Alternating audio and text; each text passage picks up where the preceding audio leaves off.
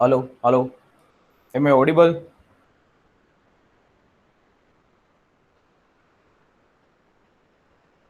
Hello.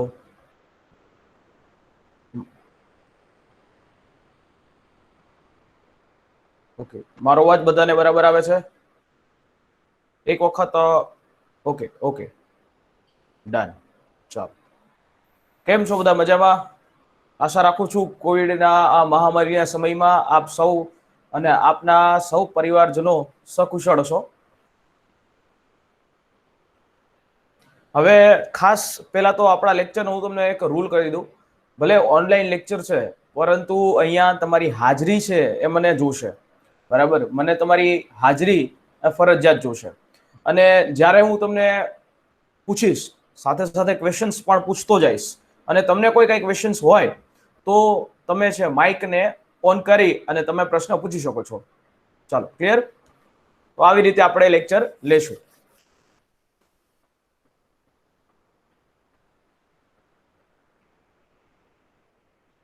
Done. Last લેક્ચરની અંદર આપણે ક્યાં હતા? લાસ્ટ આપણો લેક્ચર છે એ સીસીડીસી ની અંદર ફિઝિકલ લેક્ચરના અંદર હતો. અત્યારે આપણે લેક્ચર લીધો હતો. Okay, citizenship. Okay, very good પરમ. સિટીઝનશિપ ઉપર આપણે લાસ્ટ લેક્ચરની અંદર હતા. આખું કમ્પ્લીટ થઈ ગયું હતું કે બાકી છે?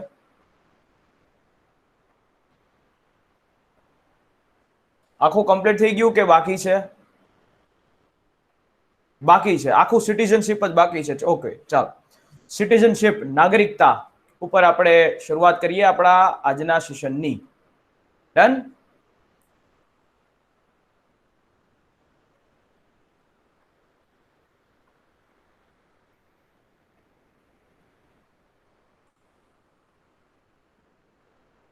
ઓકે, કાંઈ વાંધો નહીં. ફરી પાછું એક નાનકડા સ્વરૂપમાં રિવિઝન પણ હું લઈ લઉં છું.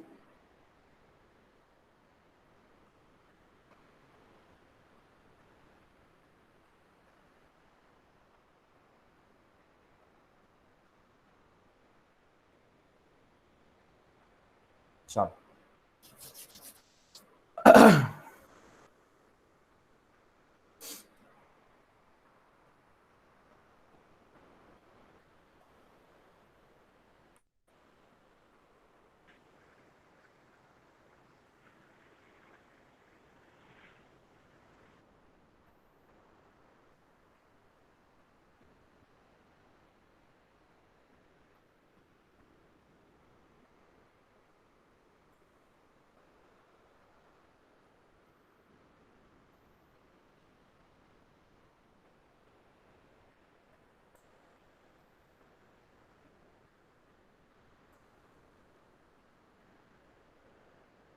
ચાલો. ઓકે, તો સૌથી પહેલા શરૂઆત કરીએ છીએ આપણે સિટીઝનશિપની. પરંતુ એની પહેલા એક નાનકડી વાત તમારા દરેક લોકો માટે, કે અત્યારે સમય એવો છે કે લોકોને ખબર નથી પડતી કે શું કરવું, તૈયારી કરવી કે નહીં. પરંતુ મિત્રો, એટલી વસ્તુ ખાસ યાદ રાખજો કે જેવું આ બધું હળવું થયું અને લગભગ મે મહિનાના પછી આ હળવું થઈ શકે છે, તો એ પછી તમારી એક્ઝામ હશે ને હશે. તો આ તમારા માટે એક ગોલ્ડન ઓપોર્ચ્યુનિટી છે. એક ગોલ્ડન ઓપોર્ચ્યુનિટી તમારા દરેક લોકો માટે છે કે આ પ્રકારે આ સમયમાં ઘરે રહી ઘરે બેઠા તૈયારી કરી શકાય. અને સીસીડીસી અત્યારે તમારા માટે આ રીતે ઓનલાઈન લેક્ચર્સ તમારા માટે લઈને આવ્યું છે. ઓકે, ખાસ કે મને એક વસ્તુ યાદ આવે છે કે आसमान में भी सुराग हो सकता है, आसमान में भी सुराग हो सकता है, एक पत्थर तो तबीयत से उछालो यारो, एक पत्थर तो तबीयत से उछालो यारो. એટલે કહેવાનો મતલબ એમ છે કે અત્યારનો જે સમય છે ને એ શાંતિ, બરાબર, શાંતિથી તૈયારી કરવાનો છે. તમારે ક્યાંય બહાર જવાનું નથી. બહાર જાઓ તો બહાર કોરોના છે, પણ અત્યારે ઘરે બેઠા ઓનલાઈન અત્યારે આ તૈયારી કરી નોટ્સ સાથે સાથે બનાવતા જજો, જેથી કરી અને તમારા તમામ લેક્ચર્સની અંદર ની નોટ્સ છે એ તમને હોય. ફિઝિકલી લેક્ચર્સમાં અત્યારે આપણે પોસિબલ નથી થઈ શકે એમ, તો એટલા માટે ઓનલાઈન લેક્ચરની અંદર હું જે વસ્તુ કરાવું છું એ સમગ્ર બાબત તમારે ઓનલાઈનની અંદર કરવાની રહેશે. બરાબર. મારો ખાસ હમણાં જ જે છે મારા સ્ટુડન્ટ મિત્રો માટે મેં એક નાનકડી એવી શેર લખવાની શરૂઆત કરી, અને એ શેર તમને સમજાવું છું એક મોટિવેશનના સ્વરૂપમાં, कि जो खो चुके हैं धुलने की, जो खो चुके हैं उम्मीद धुलने की, जो खो चुके हैं उम्मीद धुलने की, उन खाली बर्तनों को भर के दिखाएगा। जो खो चुके हैं उम्मीद धुलने की, उन खाली बर्तनों को भर के दिखाएगा कि मौसम चाहे कितना भी खराब हो, कि मौसम चाहे कितना भी खराब हो, अपनी मंजिल की उड़ान भर के दिखाएगा, अपनी मंजिल की उड़ान भर के दिखाएगा। मेरे हालात कहते हैं तू वापस मुड़ जा, मेरे हालात कहते हैं तू वापस मुड़ जा, मेरा हौसला कहता है तू करके दिखाएगा। એટલે જે પીએસઆઈ અને હેડ ક્લાર્કની બેચના જે મારા મિત્રો છે એ બધાય મને વિશ્વાસ છે કે ઘરે રહી અને તૈયારી કરતા જ હશે અને સંપૂર્ણ તૈયારી કરતા છે। મેક્સિમમ અત્યારે વાંચવાનું કમ્પ્લીટ કરી નાખો, ઓકે, મેક્સિમમ કમ્પ્લીટ કરી નાખો। ખાસ डर एक बीजी बात અને પછી આપણે શરૂઆત કરીએ આપણા લેક્ચરની કે डर जाते हैं कायर, डर जाते हैं कायर लहरें देखकर ही, डर जाते हैं कायर लहरें देखकर ही हिम्मत वाले ही दरिया के पार जाते हैं। डर जाते हैं कायर हिम्मत, डर जाते हैं कायर लहरें देखकर ही हिम्मत वाले ही दरिया के पार जाते हैं। घबरा जाते हैं कायर लहरें देखकर ही हिम्मत वाले जिगर वाले दरिया के पार जाते हैं, जिगर वाले दरिया के पार जाते हैं। और कोई मुकाम मुश्किल नहीं, और कोई मुकाम मुश्किल नहीं, जो अपनी जिद पर रहते हैं वो जीत जाते हैं, जो लोगों की सुनते हैं वो हार जाते हैं। ओके, એટલે અત્યારે કાંઈ બીજાનું કાંઈ વિચાર્યા વગર તમારું સંપૂર્ણ કોન્સન્ટ્રેશન એક્ઝામની અંદર, એક્ઝામની પ્રિપેરેશનની અંદર હોવું જોઈએ। ક્લિયર? ચાલો શરૂઆત કરીએ છીએ આપણે આપણા સેશનની। દરેક લોકોને હું પેલા મારા સ્ક્રીન શો થાય છે ભાઈ, દરેક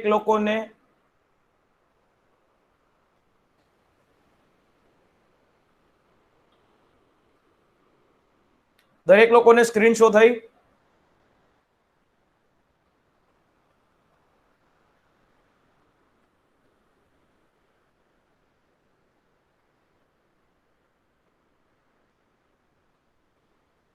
ओके, ચાલો ડન।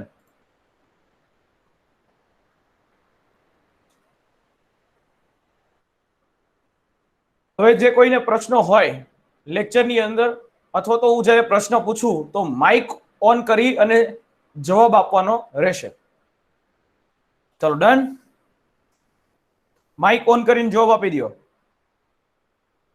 કોઈ પણ એક। Done sir. Okay, very good. ચાલો આપણે વાત કરતા હતા નાગરિકતા ઉપર, સિટીઝનશિપ ઉપર।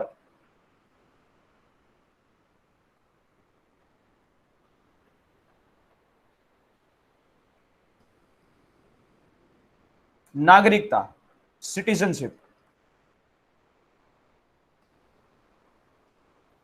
સિટીઝનશિપ એટલે શું? નાગરિકતા કોને કહેવામાં આવે છે? નાગરિકતા કોને કહેવામાં આવે છે? કેટલા લોકોને ખબર છે?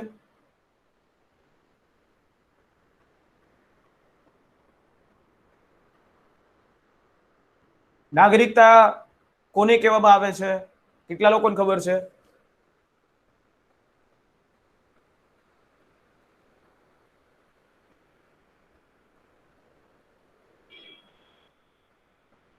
Hello sir. યસ, રાજકીય અને સામાજિક અધિકાર જેને મળતા હોય ને અને પોતાના દેશ પ્રત્યેની ફરજ બજાવતો હોય અને નાગરિકતા। Okay, very good. બીજું કોઈ ટ્રાય કરો। વ્યક્તિ અને દેશ વચ્ચેનો સંબંધ। Very good. હજી કોઈ?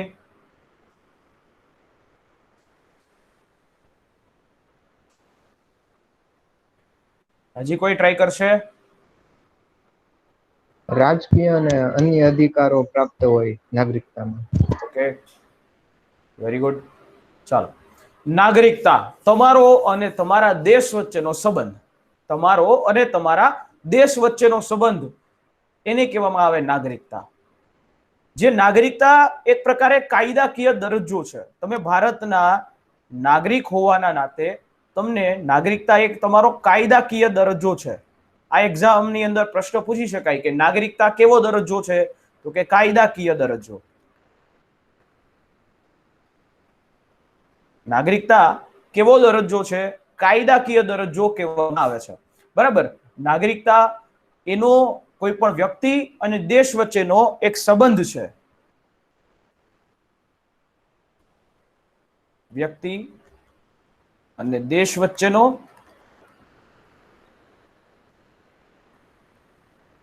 રાજનૈતિક સંબંધ. રાજનૈતિક સંબંધ. રાજનૈતિક સંબંધ તરીકે એને લેવામાં આવે છે. એટલે કે વ્યક્તિ અને દેશ વચ્ચેનો રાજનૈતિક સંબંધ, એટલે એને આપણે કહીએ છીએ નાગરિકતા. તો ભારતના બંધારણની અંદર, ભારતની અંદર કોન્સ્ટિટ્યુશનની અંદર ભાગ બીજો અનુચ્છેદ નંબર 5 થી લઈને 11 સુધી, બરાબર, અનુચ્છેદ નંબર 5 થી લઈને 11 સુધી સિટીઝનશીપ ના આખા અનુચ્છેદો આપવામાં આવ્યા છે. તો આના માટેના અનુચ્છેદો કઈ રીતે છે? તો કે ભાગ 5 થી લઈને 11 સુધી સિટીઝનશીપ માટેના આખા અનુચ્છેદો છે. ભાગ બીજો અને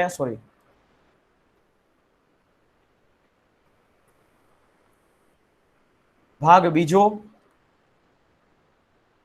અનુચ્છેદ નંબર 5 થી લઈને 11 સુધી, અનુચ્છેદ નંબર 5 થી લઈ અને 11 સુધી એ નાગરિકતાના આખા અનુચ્છેદો આપવામાં આવેલા છે. ઓકે, તો ભારતની અંદર તમારે નાગરિકતા તમને કઈ રીતે મળી શકે? તમે કઈ રીતે કહી શકો કે તમે ભારતના નાગરિક છો?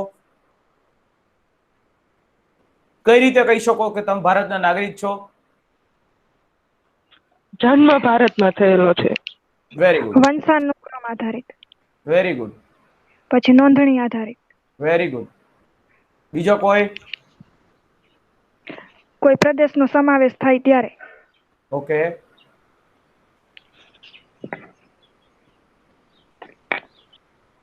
બીજા કોઈ ટ્રાય કરશે હજી?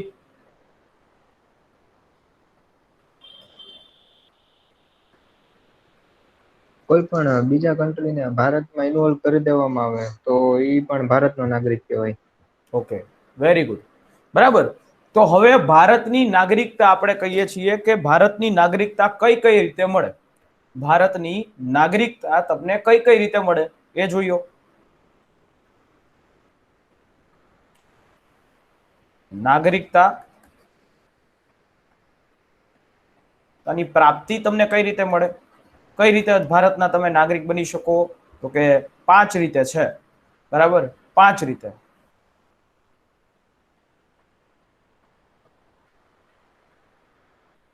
એક તો કે જન્મ દ્વારા, બીજું તો કે વંશાનુગત, ત્રીજું તો કે નોંધણી દ્વારા, નોંધણી દ્વારા ભારતના નાગરિકત્વ તમને મળે છે. બરાબર. ત્યાર પછી કોઈ દેશીયકરણ દ્વારા,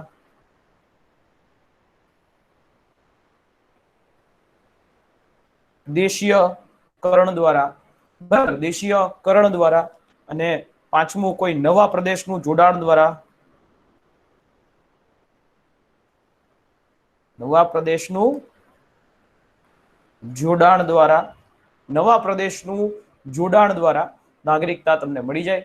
બરાબર. આ રીતે ભારતના નાગરિકતા તમને આપવામાં આવે છે.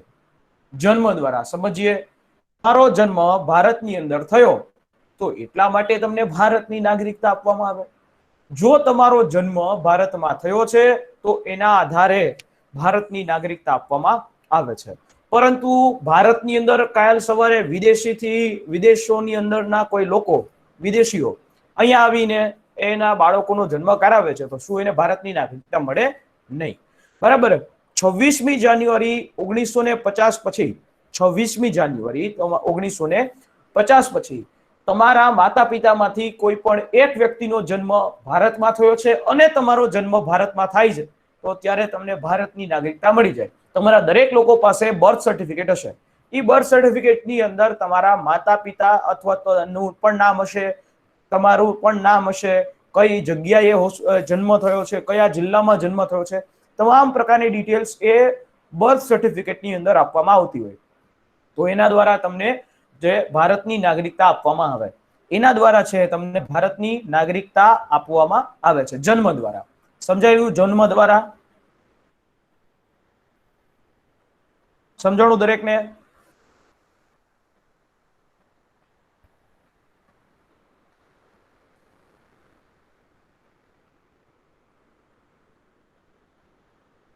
દરેકને સમજાણું ભાઈ?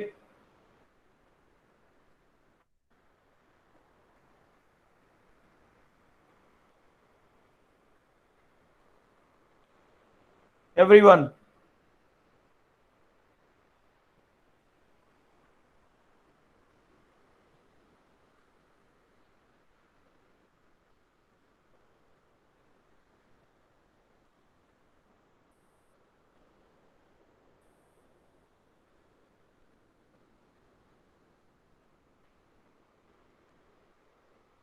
Hello,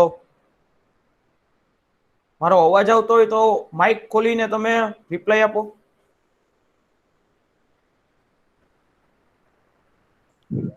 yes sir. હા, સમજાણું કે નહીં? રિપ્લાય આપો. આમાં ટૂંકમાં મને ન યસ મજા સર. આવે. એટલે જન્મ સર દ્વારા. હા બધા મેસેજમાં જવાબ આપે છે. ભાઈ, મેસેજની અંદર જવાબ છે ને, એના કરતા કોઈ પણ એક વ્યક્તિઓ એ ડાયરેક્ટ માઇક ખોલીને જવાબ આપો, કેમ કે અહીંયા મારી સ્ક્રીન હોય એ મને એક સ્ક્રીનની અંદર દેખાતું હોય એટલા માટે. બરાબર, હું ત્યારે એ મેસેજ નો વાંચી શકું કારણ કે મારી સ્ક્રીન આખી શો થઈ ગઈ હોય. એટલે મેસેજની અંદર જવાબ આપવા કરતા કોઈ પણ જ્યારે હું પૂછું છું ત્યારે ડાયરેક્ટલી માઇક ખોલીને જવાબ આપજો. Done? Okay sir. Done. Okay. તો આપણે વાત કરતા હતા કે ભાઈ જન્મ દ્વારા તમને નાગરિકતા આપવામાં આવે છે. બરાબર, જન્મ દ્વારા આપણને નાગરિકતા મળે છે.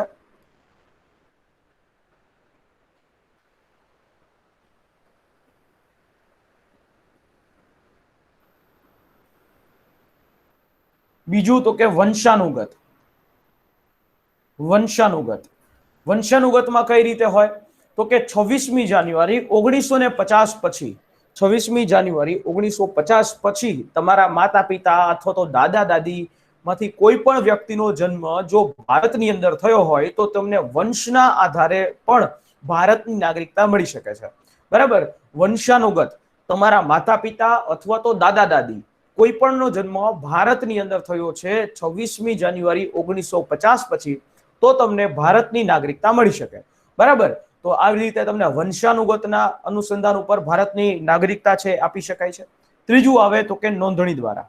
નોંધણી દ્વારા ધારો કે કોઈ વ્યક્તિ છે, ધારો કે કોઈ એનઆરઆઈ છે, ઈ એનઆરઆઈ નો જન્મ એનઆરઆઈ બહાર જે છે કામ કરવા માટે અમેરિકા કેનેડા ગયો, તો ત્યારે એમના બાળકનો જન્મ છે એ ત્યાં થયો છે, તો એને જો ભારતની નાગરિકતા જોતી હોય તો કઈ રીતે મેળવી શકાય? તો કે એને ત્યાંની એમ્બેસીની અંદર, ઇન્ડિયન એમ્બેસીની અંદર ત્યાં નોંધણી કરાવવી પડશે કે અમારા ઘરે બાબા અથવા તો બેબીનો જન્મ થયો છે, જેને અમે ભારતના નાગરિકતા અમે ઈચ્છીએ છીએ. આ પ્રકારે એને નોંધણી કરાવેલી હશે તો એને નોંધણી દ્વારા બાય રજીસ્ટ્રેશન નાગરિકતા મળી શકે. આપણા અલગ અલગ દેશોની અંદર ભારતીય એમ્બેસીની અંદર કામ કરનારા આપણા કર્મચારીઓ છે એ તો ત્યાં જ રહે છે. જ્યારે એમના બાળકોનો જન્મ ત્યાં થાય તો ત્યારે એને ભારતની નાગરિકતા મેળવવા માટે ખાલી એક રજીસ્ટ્રેશન કરાવવું પડે, નોંધણી કરાવવી પડે, એપ્લિકેશન દ્વારા નોંધ કરાવવી પડે ત્યાંની એમ્બેસીની, ઇન્ડિયન એમ્બેસીની અંદર. તો એને નોંધણી દ્વારા, રજીસ્ટ્રેશન દ્વારા નાગરિકતા મળી શકે. રજીસ્ટ્રેશન દ્વારા એને નાગરિકતા મળી શકે. ક્લિયર? ક્લિયર. હા સર. ડન? ઓકે. તો આવી રીતે નોંધણી દ્વારા નાગરિકતા મળી શકે છે.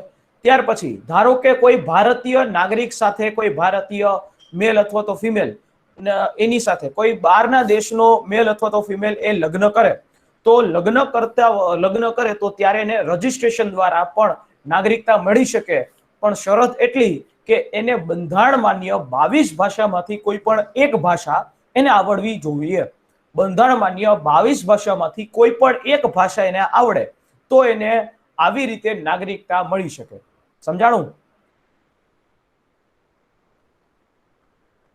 Yes sir. ડન? તો આ રીતે નોંધણી દ્વારા નાગરિકતા મળે. ત્યાર પછી હવે દેશીયકરણ, આ શું છે એ સમજો. દેશીયકરણ, દેશીયકરણ દ્વારા કઈ રીતે નાગરિકતા મળી શકે? તો કે અલગ અલગ રાજ્ય, અલગ અલગ દેશો દ્વારા કેટલી ખાસ એવી શરતો હોય. બરાબર. પેલી શરત એવી છે દેશીયકરણની અંદર કે એ નાગરિક કોઈ શત્રુ દેશનો નાગરિક ન હોય. કોઈ શત્રુ દેશ એટલે કે પાકિસ્તાન જેવા એ દેશનો નાગરિક ન હોય, ન હોવો જોઈએ, તો જ એને દેશીયકરણ દ્વારા નાગરિકતા મળી શકે. બીજો પોઈન્ટ કે એ દેશની અંદર ભારતના નાગરિકને નાગરિકતા મળવી જોઈએ. આ તો કેના જેવું છે કે ભાઈ ભારતના નાગરિકને તમે નાગરિકતા ન આપો, તમે તમારા સિટીઝનને શું કામ અહીંયા ભારતમાં નાગરિકતા આપીએ? એટલે એ દેશ ભારતના નાગરિકને સ્વીકારતા હોવા જોઈએ. સિટીઝનશિપ બાબતે ભારતના નાગરિકને સ્વીકારતા હોવા જોઈએ. ત્રીજી વસ્તુ, એ સારા કેરેક્ટરના હોવા જોઈએ. એ જે તે વ્યક્તિ એને દેશીયકરણ દ્વારા નાગરિકતા મેળવવી છે એનું કેરેક્ટર, ચારિત્ર સારા હોવું જોઈએ. બંધારણ માન્ય 22 ભાષામાંથી કોઈ પણ એક ભાષા એને આવડવી જોઈએ. બંધારણ માન્ય 22 ભાષામાંથી કોઈ પણ એક ભાષા છે એ એને આવડવી જોઈએ. બરાબર. આવી રીતે એને દેશીયકરણ દ્વારા નાગરિકતા મળી શકે. દેશીયકરણ દ્વારા આ રીતે એને નાગરિકતા આપી શકાય. સમજાણું? દેશીયકરણની અંદર આ રીતે નાગરિકતા મેળવી શકાય. અને જ્યારે એને અરજી કરી છે, અરજી કર્યા સમયે એને બીજા કોઈ દેશની નાગરિકતા ત્યાગેલી એટલે કે છોડેલી હોય તો એને ભારતની નાગરિકતા મળે. જ્યારે એને અરજી કરી છે ત્યારે એ વ્યક્તિએ બીજા દેશની નાગરિકતા, જ્યાં પોતે પેલા નાગરિક છે એની નાગરિકતા એને ત્યજી દેલી હોય, છોડી દીધેલી હોય, તો એને અહીંયા નાગરિકતા આપી શકાય. સમજાણું? તો આને કહેવાય દેશીયકરણ અથવા તો બાય ન્યુટ્રલાઇઝેશન.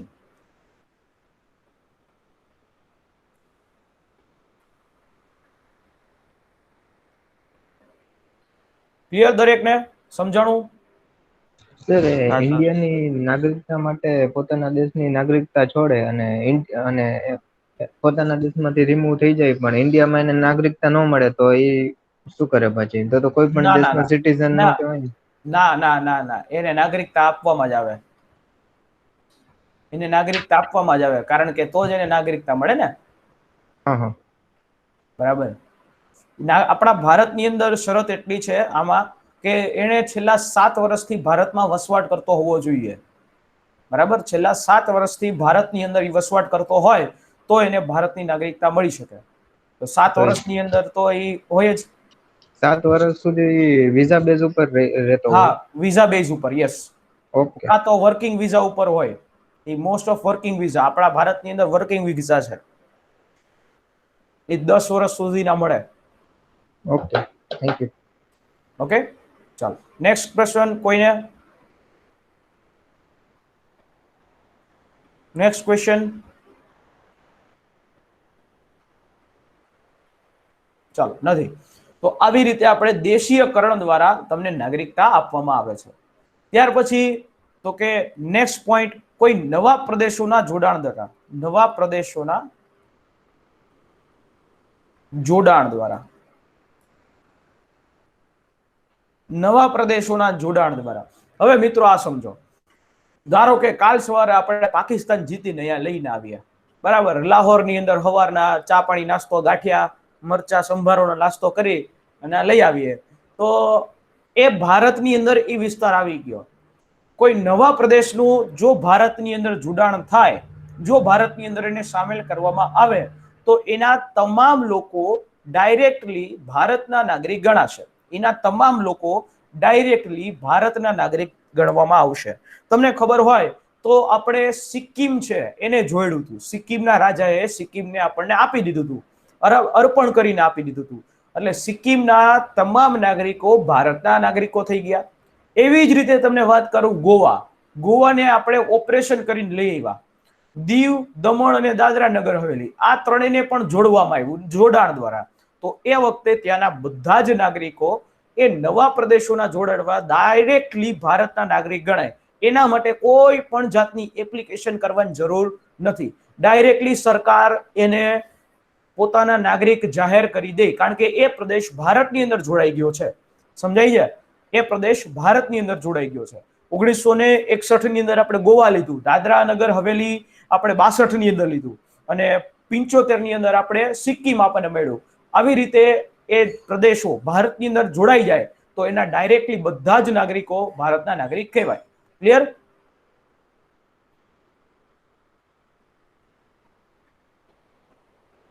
સમજાણું દરેકને?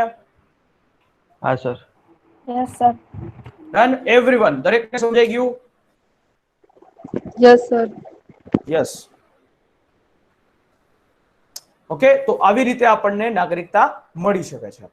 ત્યાર પછી આ 5 મેટરમાં જે તમને નાગરિકતા આપવામાં આવે.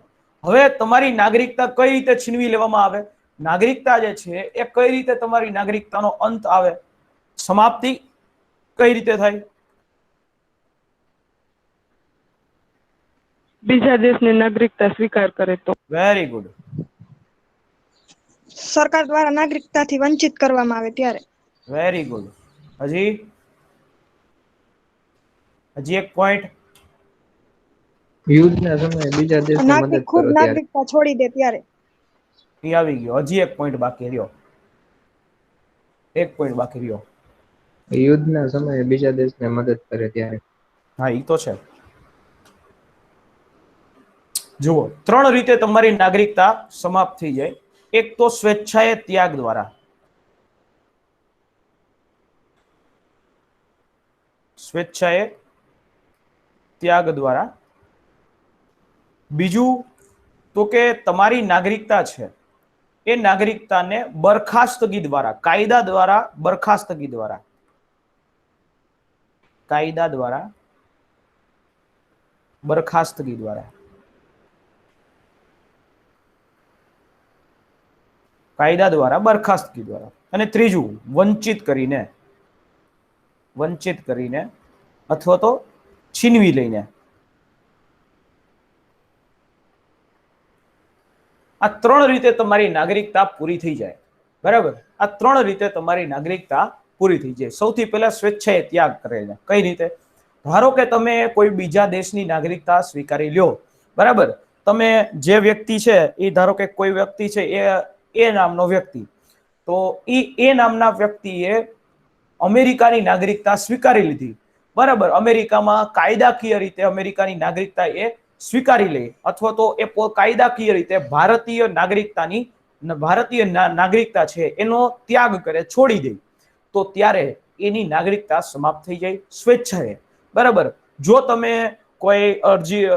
તમે કોઈ બીજા દેશની નાગરિકતા સ્વીકારી લો, અથવા તો તમે ભારતની નાગરિકતા અરજી કરીને ત્યાગ કરી દો, છોડી દો, તો ત્યારે આ નાગરિકતા સમાપ્ત થઈ જાય, પૂરી થઈ જાય. બીજું, કાયદા દ્વારા કે બરખાસ્તગી દ્વારા ક્યારે નાગરિકતા છીનવી લેવામાં આવે? કે જ્યારે કોઈ વ્યક્તિ અન્ય દેશની નાગરિકતા સ્વેચ્છાએ સ્વીકારી લે, એટલે ત્યારે એની નાગરિકતા છીનવી લેવામાં આવે. અન્ય દેશની નાગરિકતા બીજા દેશની નાગરિકતા સ્વેચ્છાએ પૂરી કરી દે, સ્વીકારી લે, એટલે એને બરખાસ્તગી કહેવામાં આવે. ત્યારે એની નાગરિકતા પૂરી થઈ જાય. અને ત્રીજું, વંચિત કરીને. હવે વંચિત કરીને કઈ રીતે? સંસદ દ્વારા કોઈ પણ વ્યક્તિની નાગરિકતા છીનવી શકાય. આવા પ્રકારનું કામ કોણ કરી શકે? તો કે દેશની સંસદ કરી શકે. સંસદ દ્વારા કોઈ પણ વ્યક્તિની નાગરિકતા છીનવી શકાય છે, પરંતુ એના માટેનું કોઈ રીઝન હોવું જોઈએ. કાલ સવારે સંસદને મન થાય કે હાલો ભાઈ તમારા ગુજરાતના બધા નાગરિકોની નાગરિકતા છીનવી લ્યો, તો એવું ન થઈ શકે. જો તમે રજીસ્ટ્રેશનની પ્રક્રિયામાં કોઈ માહિતી ખોટી આપી છે, નાગરિકતા મેળવવા માટે કોઈ માહિતી ખોટી આપી છે, તો તમારી નાગરિકતા છીનવી લેવામાં આવે. જો તમે ભારતના બંધારણથી વફાદાર નથી, તો તમારી નાગરિકતા છીનવી લેવામાં આવે. જો તમે ભારતની સાથે દેશદ્રોહ કર્યો છે, શબ્દ પકડજો, દેશદ્રોહ, રાજદ્રોહ નથી કહેતો.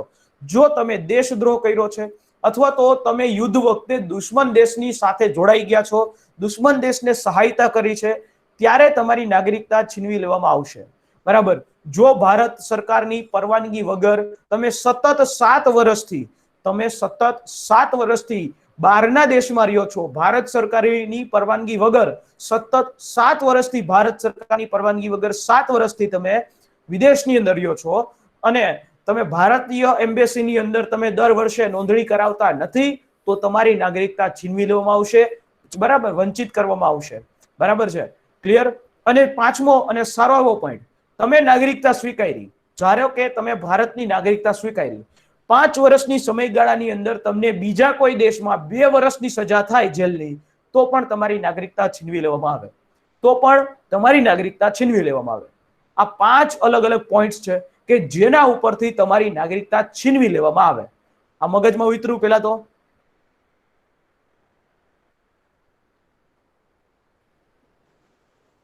હા. બરાબર, નોટ મારી લઈએ આપણે અહીંયા. કઈ રીતે છીનવી લેવામાં આવે? તો કે જો તમે ખોટી માહિતી આપી હોય તો,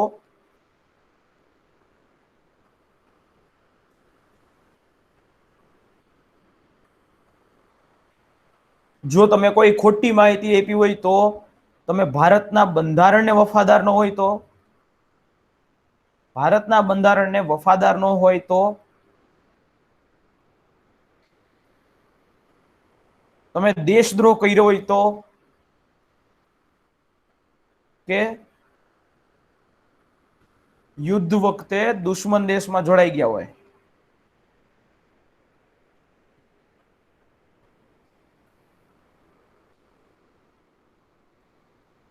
તો ભારત સરકારની પરવાનગી વગર, ભારત સરકારની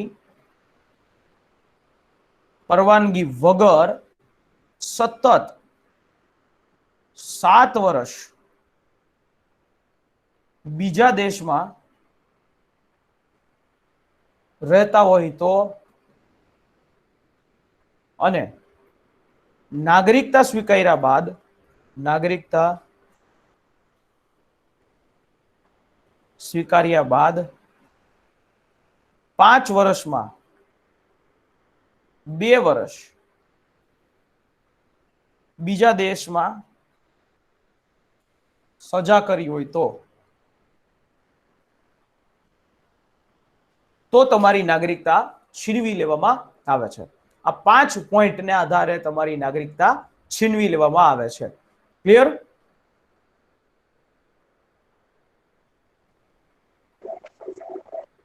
સમજાણું દરેકને? એવરીવન?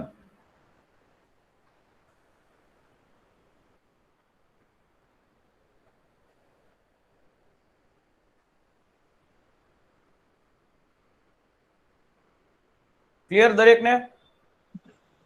આપણે સાહેબ માનો કે સ્વેચ્છાએ હું મારે અમેરિકાનું નાગરિકત્વ જોતું હોય, પછી ભારતના નાગરિકત્વનો મેં ત્યાગ કર્યો હોય, અને પછી થોડાક વર્ષો બાદ મારે પાછું ભારતનું નાગરિક થવું હોય તો થઈ શકે કે ના થઈ શકે. घर का भूला सुबह का भूला घर को शाम आए तो उसे भूला नहीं कहते. થઈ શકે, પણ એના માટે એને પેલા 7 વર્ષની અંદર ભારતમાં રહેવું પડશે. એટલે માનો કે નાગરિકત્વ જોતું હોય એના માટે 7 વર્ષ પહેલા રહેવાનું, ભલે પછી બીજાનો નાગરિક હોય તો ચાલે. Yes yes. પણ સર એ લોકોને તો વંશાનુગત ન મળી શકે. સોરી? વંશાનુગત ન મળી શકે કેમ કે આપણા મમ્મી પપ્પા કે પૂર્વજો જે છે એ તો ઇન્ડિયામાં જોઈએ ને. પેલા એ તમે છોડી દીધી નાગરિકતા એટલે. ઓકે. તમે છોડી અને પછી ફરી પાછા આવો છો એટલા માટે. બીજો કોઈ પ્રશ્ન?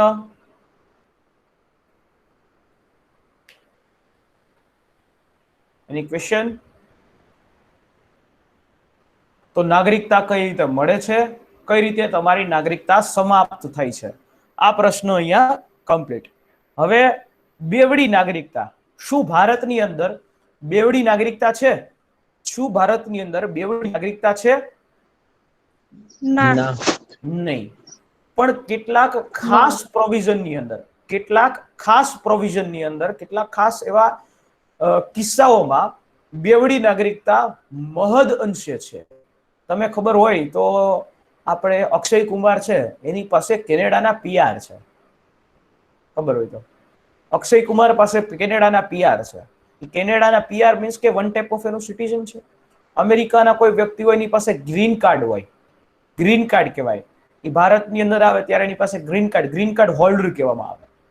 તો આવા બધા કિસ્સાઓની અંદર મારે તમારે સાથે વાત કરવી છે કે બેવડી નાગરિકતા 3 રીતે. આપણે જનરલી એનઆરઆઈ કેવું હોય, એનઆરઆઈ, બરાબર, એનઆરઆઈ આપણે કહીએ જેને આપણે નોન રેસિડેન્ટ ઓફ ઇન્ડિયા, બેવડી નાગરિકતા.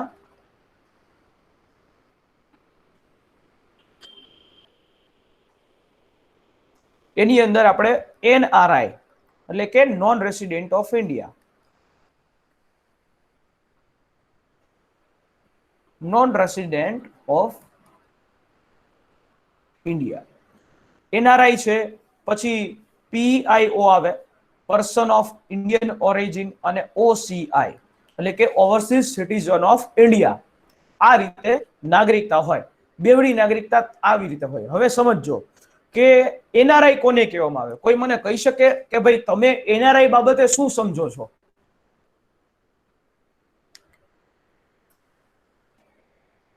એનઆરઆઈ બાબતે તમે શું સમજો છો? કોઈ કહી શકે એનઆરઆઈ કોને કહેવામાં આવે? 182 દિવસ કોઈ પણ દેશમાં રહે તો તેને એનઆરઆઈ કહેવાય છે. Very good. ધારો કે કોઈ વ્યક્તિ 182 દિવસથી વિદેશમાં રહેતો હોય તો એને એનઆરઆઈ માનવામાં આવે, નોન રેસિડેન્ટ ઓફ ઇન્ડિયા માનવામાં આવે. આ એની ડેફિનેશન છે, બરાબર. આ એની ડેફિનેશન છે કે છેલ્લા 182 દિવસથી એ વિદેશમાં રહેતો હોય.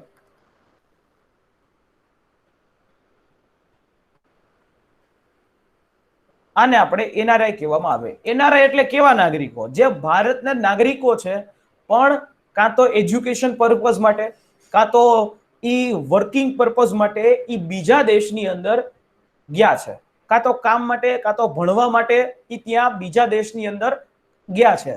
એની પાસે ભારતનો જ પાસપોર્ટ હોય, એટલે એ વ્યક્તિ ભારતનો નાગરિક જ કહેવામાં આવે છે, બરાબર. એની પાસે પાસપોર્ટ પણ ભારતનો હશે.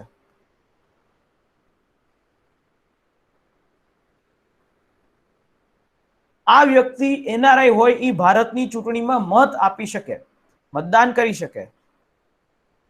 કારણ કે પાસપોર્ટ જ્યારે તમારી પાસે ભારતનો હોય તો એ સમયે તમે મતદાન તો કરી શકો.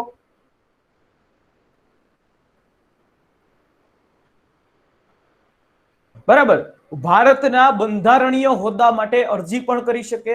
કોઈ એનઆરઆઈ છે એ ભારતની કોઈ પણ ચૂંટણી લડી શકે.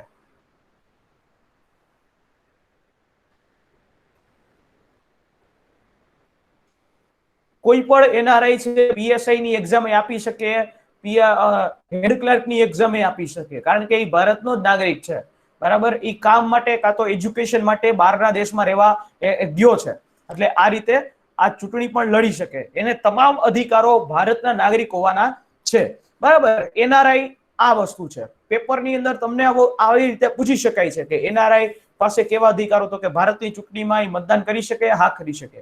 એનઆરઆઈ છે ચૂંટણી લડી શકે, હા ચૂંટણી લડી શકે.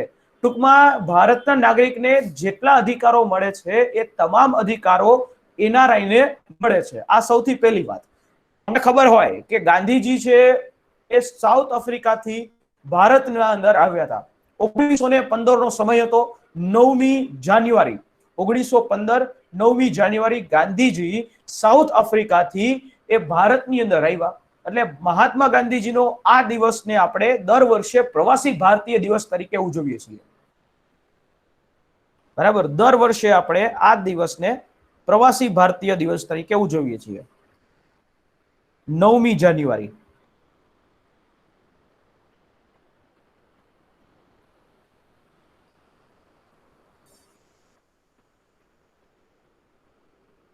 નવમી જાન્યુઆરીને પ્રવાસી ભારતીય દિવસ તરીકે દર વર્ષે આપણે ઉજવીએ છીએ. શું કામ ઉજવીએ છીએ? તો કે ગાંધીજી છે સાઉથ આફ્રિકાથી ભારત આ સમયે 1915 ની અંદર આવ્યા હતા, એટલા માટે, બરાબર છે. ક્લિયર? તો આવી રીતે આ દિવસ આપણે ઉજવીએ છીએ. આ વસ્તુ ક્લિયર? એનઆરઆઈ સમજાઈ ગયું?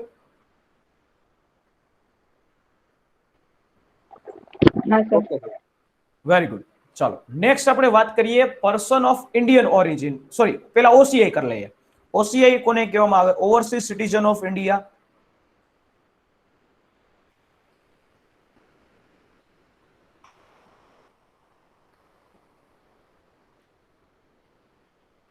ઓવરસીઝ સિટીઝન ઓફ ઇન્ડિયા, બરાબર. આ કોને કહેવામાં આવે? ઓસીઆઈ ના શોર્ટ ફોર્મ થી ઓળખવામાં આવે. આ શું છે કઈ? હવે આ જે 2005 થી આ અપ્રવાસી ભારતીય કહેવામાં આવે. અપ્રવાસી ભારતીય, બરાબર.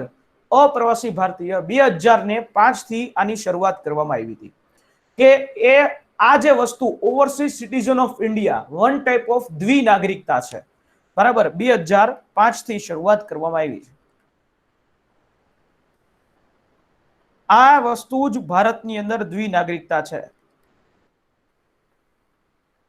એટલે ભારતની અંદર સીધે સીધી દ્વિનાગરિકતા નથી આપવામાં આવતી, પણ જે વ્યક્તિ પાસે ઓસીઆઈ કાર્ડ હશે એને દ્વિનાગરિકતાની છૂટ છે, બરાબર. ભારતના બંધારણનો અનુચ્છેદ નંબર 9 એ દ્વિનાગરિકતા સ્વીકારતો નથી, પરંતુ આ સ્પેશિયલ કેસ છે. જેમ કેમ એક્સેપ્શનલ આવતું હોય, અપવાદરૂપ આવતું હોય, તો એવી રીતે અહીંયા એક અપવાદરૂપના કિસ્સાની અંદર ઓવરસીઝ સિટીઝન ઓફ ઇન્ડિયા કે જે દ્વિનાગરિકતાનો કોન્સેપ્ટ આપે છે. હવે આ શું છે? તો કે 1947 15મી ઓગસ્ટ પછી જે લોકો ભારતની અંદર હતા, બરાબર, જે લોકો ભારતની અંદર હતા એ બધાને ઓસીઆઈ કાર્ડ આપવામાં આવે છે. 15મી ઓગસ્ટ 1947 પછી જે લોકો ભારતની અંદર હતા એ બધાને ઓસીઆઈ કાર્ડ આપવામાં આવે છે. પણ કેને ઓસીઆઈ કાર્ડ આપવામાં આવે છે? બરાબર, જે લોકો બહારના દેશોની અંદર વસવાટ કરે છે, જે લોકો પાસે કેનેડાના પીઆર છે, એવા લોકોને આવું ઓસીઆઈ કાર્ડ હશે. જે લોકો પાસે કેનેડાના પીઆઈ છે, પીઆર, એની પાસે આવું કાર્ડ હશે જ. એટલે આ વસ્તુ સમજાણી. આ વન ટાઈપ ઓફ દ્વિનાગરિકતા. 15મી ઓગસ્ટ 1947 પછીના તમામ નાગરિકો આને મળે. બહારના દેશોમાં જે વસવાટ કરે છે એવા નાગરિકોને મળશે, પરંતુ એની પાસે ત્યાંની એક નાગરિકતા હોય ત્યારે આવી રીતે મળી શકાય, બરાબર. આનો ફાયદો શું ખબર છે? હવે જો ઓસીઆઈ કાર્ડની અંદર એવી વસ્તુ છે કે તમે ગમે ત્યારે ભારત આવી જવી શકો છો, ગમે ત્યારે ગમે એટલા સમય ભારતમાં રહી શકો છો, આવન જવન કરી શકો છો. તમારે કોઈ વિઝા લેવાની જરૂર નથી, તમારે કોઈ પણ જાતની ક્યાંય પોલીસ સ્ટેશનમાં નોંધણી કરાવવાની જરૂર પડતી નથી. આ ઓસીઆઈ કાર્ડના ફાયદા છે. આ ઓસીઆઈ કાર્ડ જે છે 3 દેશો આપણે 2010 થી આને 110 દેશો માટે આપીએ છીએ. 110 દેશો માટે આ overseas citizen of India card આપવામાં આવે છે. પણ 3 દેશ સિવાય, 2 દેશ સિવાય, પાકિસ્તાન અને બાંગ્લાદેશ,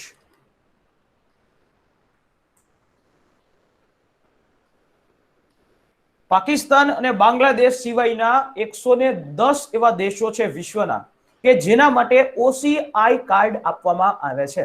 2 દેશોને નથી આપતા, એ પાકિસ્તાન અને બાંગ્લાદેશ. તો આવી રીતે ઓસીઆઈ કાર્ડ આ એક પ્રકારે એક્સેપ્શનલ વસ્તુ છે. દ્વિનાગરિકતાનો કોન્સેપ્ટ અહીંયા છે. ક્લિયર? ઘણા બધા એવા લોકો છે ભારતની અંદર જેને દ્વિનાગરિકતા છે. એમાં હું તમને હજી એક વાત કરું. કનિકા કપૂર છે, એમને પણ દ્વિનાગરિકતા છે. પછી અક્ષય કુમાર, એની પાસે પણ દ્વિનાગરિકતા છે. ઘણા બધા એવા લોકો છે બોલિવૂડની અંદર જેને દ્વિનાગરિકતા આપવામાં આવી છે. હજી બીજી વાત, પ્રિયંકા ચોપડા, એને પણ દ્વિનાગરિકતા છે. ક્લિયર? એની પાસે ઓસીઆઈ કાર્ડ છે. ચલો સમજાઈ ગયું બધાને? સર, જેની પાસે દ્વિનાગરિકતા હોય તો એ બંને દેશોમાં પોતે મતદાન કરી શકે? નહીં, અહીંયા એ મતદાન નહીં કરી શકે. મતદાન નહીં કરી શકે. મતદાન નહીં કરી શકે.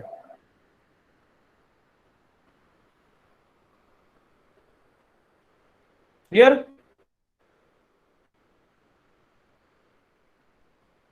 બટ એક જ વસ્તુ કેનેડાની અંદર સમજો, કેનેડાના પીઆર જેની પાસે છે ને એની પાસે ભારત સરકારે એક એક્સેપ્શનલ પાવર્સ તરીકે આપ્યું છે કે એ ભારતની અંદર મતદાન કરી શકશે. અક્ષય કુમાર પાસે કેનેડાના પીઆર છે, એટલા માટે એ ભારતની અંદર મતદાન કરી શકશે. ડન. ડન. ઓકે. ત્યાર પછી PIO, person of Indian origin.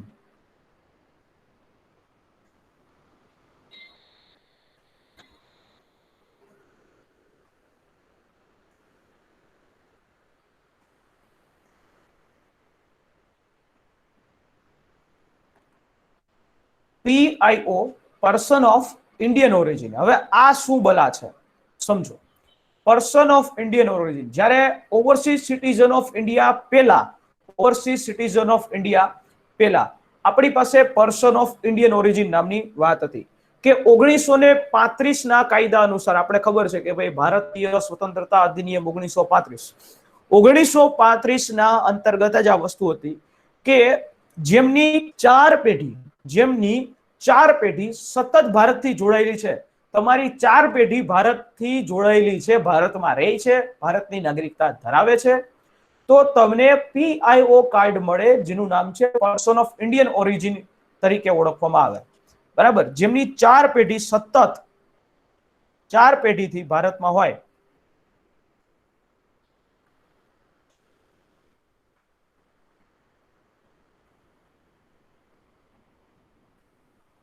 એને પીઆઈઓ કાર્ડ આપવામાં આવે. હવે આ PIO card one type of visa જેવું છે.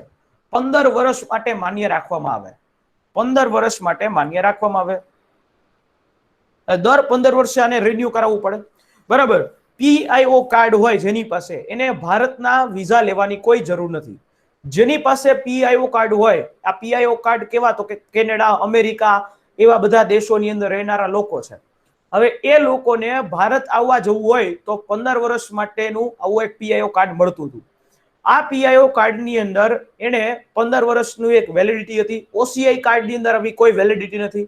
બીજી વાત કે પીઆઈઓ કાર્ડ ધારક હોય એ 180 દિવસથી વધારે જો ભારતમાં રહે તો એને નજીકના પોલીસ સ્ટેશનમાં નોંધણી કરાવવી પડે, રજીસ્ટ્રેશન કરાવવું પડે કે હું અહીંયા ભારતમાં રહું છું, હું અહીંયા આ વસ્તુ કરું છું. તો આવી રીતે આ પીઆઈઓ કાર્ડ હતું. પરંતુ અત્યારે હાલમાં પીઆઈઓ કાર્ડને ઓસીઆઈ કાર્ડની અંદર મર્જ કરી દેવામાં આવ્યું છે. તો અત્યારે હાલમાં પીઆઈઓ કાર્ડ બંધ કરી દેવામાં આવ્યું છે અને મળે છે ઓસીઆઈ કાર્ડ. શું મળે છે તો કે OCI, overseas citizen of India card. Clear? અત્યારે આ વસ્તુ મળતું નથી.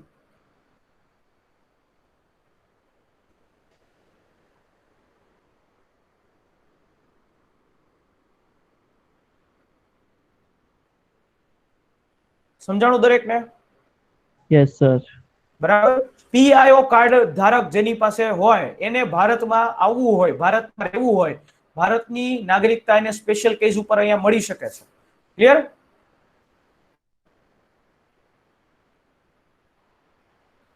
Everyone? Yes sir. Okay. Yes sir. તો આવી રીતે બેવડી નાગરિકતાનો કોન્સેપ્ટ પણ છે બંધારણની અંદર.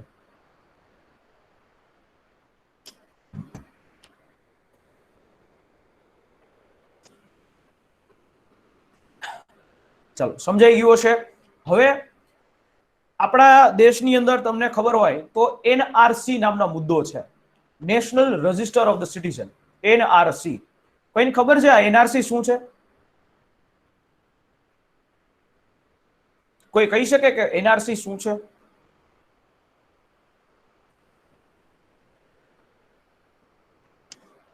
એનઆરસી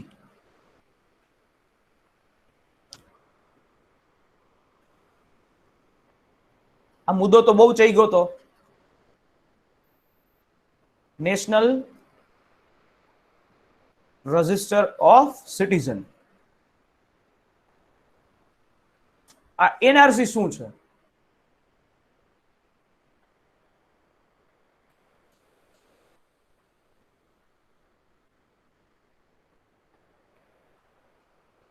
યસ કો યસ કે નો તો બોલો.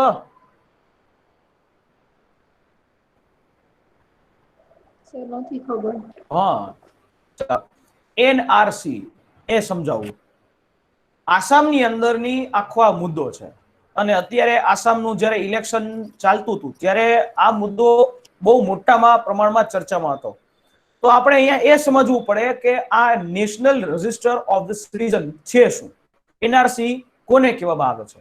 આસામના જે નાગરિકો છે, આસામના અંદર રહેવા વાળા જે લોકો છે, ત્યાં બાંગ્લાદેશથી ઘૂસણખોરો ઘૂસી આવ્યા હતા. બરાબર, બાંગ્લાદેશથી જે ઘૂસણખોરો હતા એમાં રોહિંગ્યા મુસ્લિમો પણ હતા, એ બધા લોકો હતા. તો એ લોકો ભારતની અંદર ઇલીગલી અહીંયા આવી ગયા હતા. 1967 ની વાત કરું છું, બરાબર, ત્યાર પછીની વાત કરું છું. એટલે આસામના લોકો આ લોકોને એક્સેપ્ટ કરવા ક્યારે પણ તૈયાર નથી, કારણ કે એનો દલીલો એવી છે કે અમારી પોતાની સંસ્કૃતિ એનો નાશ થાય એવા કાર્યો અમે ન કરી શકીએ. એટલે આસામના લોકોના અંતર્ગત આ લોકો ક્યારે એને એક્સેપ્ટ કરતા નથી. એટલે આસામના લોકોએ એક હિંસક ચળવળ શરૂ કરી આ બધાને મારી મારીને ભગાવવાની. હવે આ બધાને મારી મારીને ભગાવવાની હિંસક ચળવળ થઈ તો સામે ઓલા લોકોએ જવાબ તો દેવાના જ છે. તો એ વખતે આ મુદ્દો ચર્ચામાં આવ્યો. આ મુદ્દો જે છે અહીંયા ચર્ચામાં આવે છે કે એક રજિસ્ટર બનાવો, national register of the citizen, જેમાં ઘૂસણખોરોને ઓળખી અને કેટલા લોકો ભારતની અંદર નાગરિકતા મળે છે, કેટલા લોકો ભારતની અંદર રહે છે, એવા લોકો માટેનું એક રજિસ્ટર છે એ બનાવવું જોઈએ. આને કહેવામાં આવે નેશનલ રજિસ્ટર ઓફ સિટીઝન. હવે તમારા મગજમાં એવો પ્રશ્ન આવવો જોઈએ, સર, કે ભારતની અંદર તમામ રાજ્યોની અંદર એનઆરસી લાગુ છે? નહીં. જવાબ છે નહીં. ભારતના તમામ રાજ્યોની અંદર ક્યારેય એનઆરસી લાગુ કર્યું નથી. બરાબર, ભારતના તમામ રાજ્યોની અંદર ક્યારેય પણ એનઆરસી ને લાગુ કરવામાં આવ્યું નથી. શું કામ લાગુ કરવામાં નથી આવ્યું? કારણ કે આ મેટર છે એ અસમની છે. બરાબર, આ મેટર એ અસમની છે. એટલે 1947 પછી જે બે ભાગ હતા, એક તો પૂર્વીય પાકિસ્તાન અને એક તો પશ્ચિમી પાકિસ્તાન, બે ભાગ હતા. બાંગ્લાદેશમાંથી જે લોકો ભારતમાં આવ્યા અને એ બધા આસામના વિસ્તારોમાં રહેવા માંડ્યા, તો એ લોકો જે છે એના માટે આવી એક તૈયાર શરૂઆત કરી. 1971 પહેલા જે લોકો ભારતની અંદર રહેતા હતા એના માટેનું એક રજિસ્ટર છે કે એના માટેની એક યાદી છે જેને national register of the citizen તરીકે ઓળખવામાં આવે. બરાબર, national register of the citizen એટલે કે 1971 પહેલા જે લોકો આસામની અંદર રહેતા હતા એ લોકોની એક યાદી, જેને કહેવામાં આવે છે national register of the citizen, NRC. હવે સમજાણું?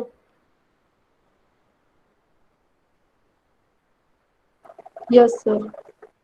ઓકે, હવે તમારો પ્રશ્ન એવો થવો જોઈએ કે સર એનઆરસી આખા ભારતમાં લાગુ કરી શકાય? એનઆરસી આખા ભારતની અંદર લાગુ કરી શકાય? મિત્રો, જવાબ છે નો. એનઆરસી આખા ભારતમાં લાગુ કરી શકાય. કઈ રીતે લાગુ કરી શકાય?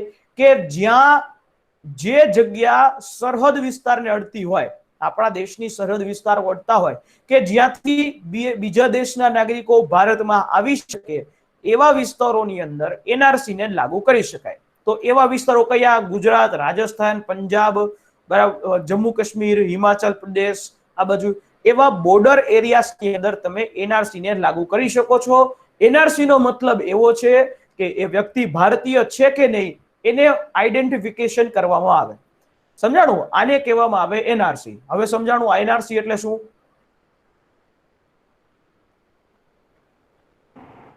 Yes sir. Yes sir. બરાબર, ઓકે. એનઆરસી એટલે આ વસ્તુ છે કે 1971 પહેલા જે લોકો ભારતમાં હતા, ભારતમાં અને એમાંય અસમમાં, તે લોકો માટેનું એક યાદી છે, એક રજિસ્ટર છે. હવે અહીંયા વિરોધ શું થાય છે એ સમજો. બાંગ્લાદેશ બન્યું 1974 ની અંદર. બાંગ્લાદેશ 1974 ની અંદર બન્યું. એ સમયે, હલો, કોઈ વ્યક્તિનું માઇક ચાલુ છે, પ્લીઝ બંધ કરી દો.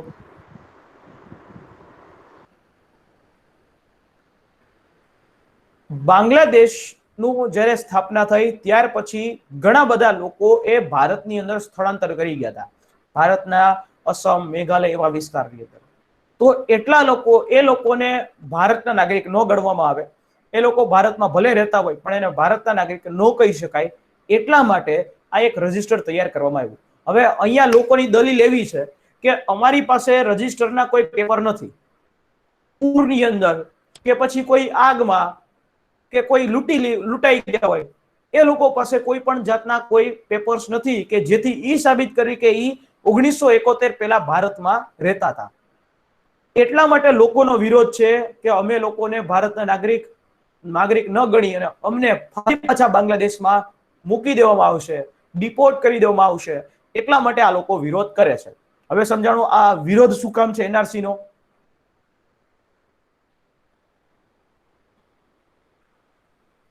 દરેકને સમજાણું? હા સર. ઓકે, તો આ વસ્તુ છે એનઆરસી. તમે એક શબ્દ હજી પણ સાંભળ્યો હશે, NPR, national population register. National population register. આ નેશનલ પોપ્યુલેશન રજિસ્ટર એટલે શું ખબર છે? એનઆરસી જેવું નથી. આ નેશનલ પોપ્યુલેશન રજિસ્ટર અલગ વસ્તુ છે. હવે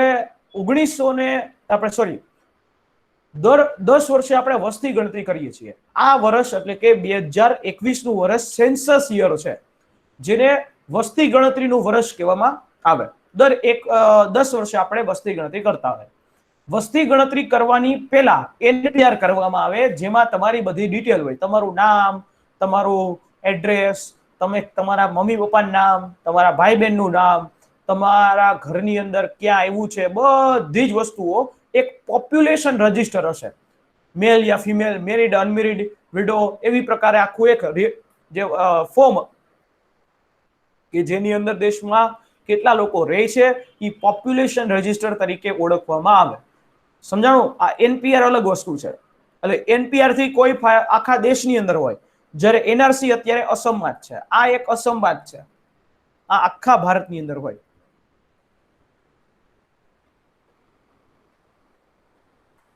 ક્લિયર? એનઆરસી અને એનપીઆર સમજાઈ ગયું દરેકને? સર એનપીઆર ક્યારથી લાગુ પડ્યું? એનપીઆર ક્યારથી લાગુ પડ્યું? કયા વર્ષથી? એનપીઆર 1950 થી દેશની અંદર આ કોન્સેપ્ટ છે, અને એની પહેલા પણ હતો, પણ ત્યારે આવું શબ્દ નહોતો આપવામાં આવ્યો.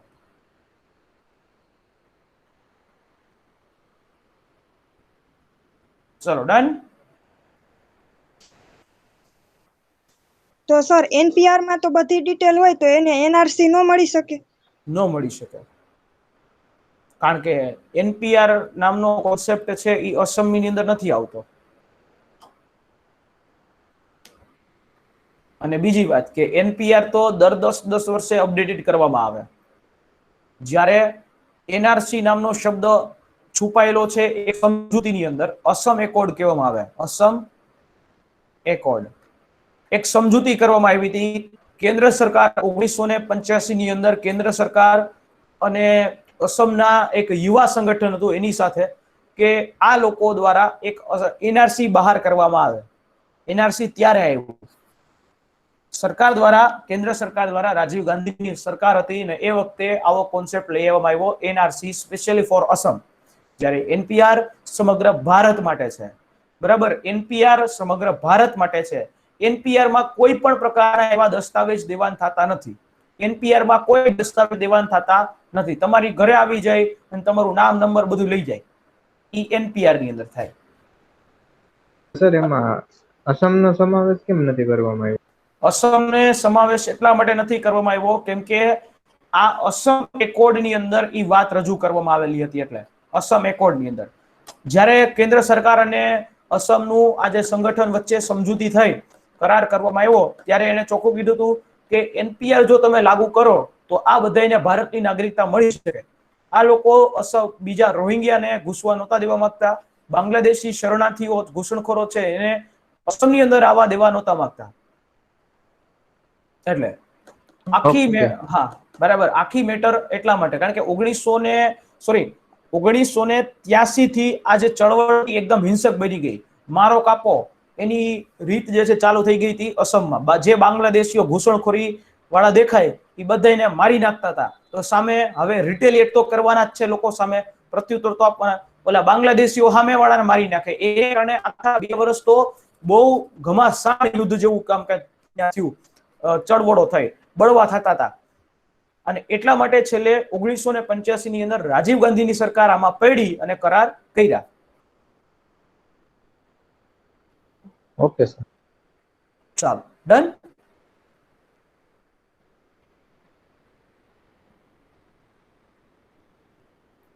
Clear everyone? Yes sir. Yes sir. Done. તો આશા રાખું છું તમને આ વસ્તુ સમજાઈ ગઈ હશે. ચાલો, નેક્સ્ટ આપણો ટોપિક આવીએ. આ અહીંયા આપણી સિટીઝનશિપ નો આખી વસ્તુ કમ્પ્લીટ. નેક્સ્ટ આપણો જે ટોપિક આવે છે અને એ ટોપિક છે તો કે મૂળભૂત હકો ભાગ 3.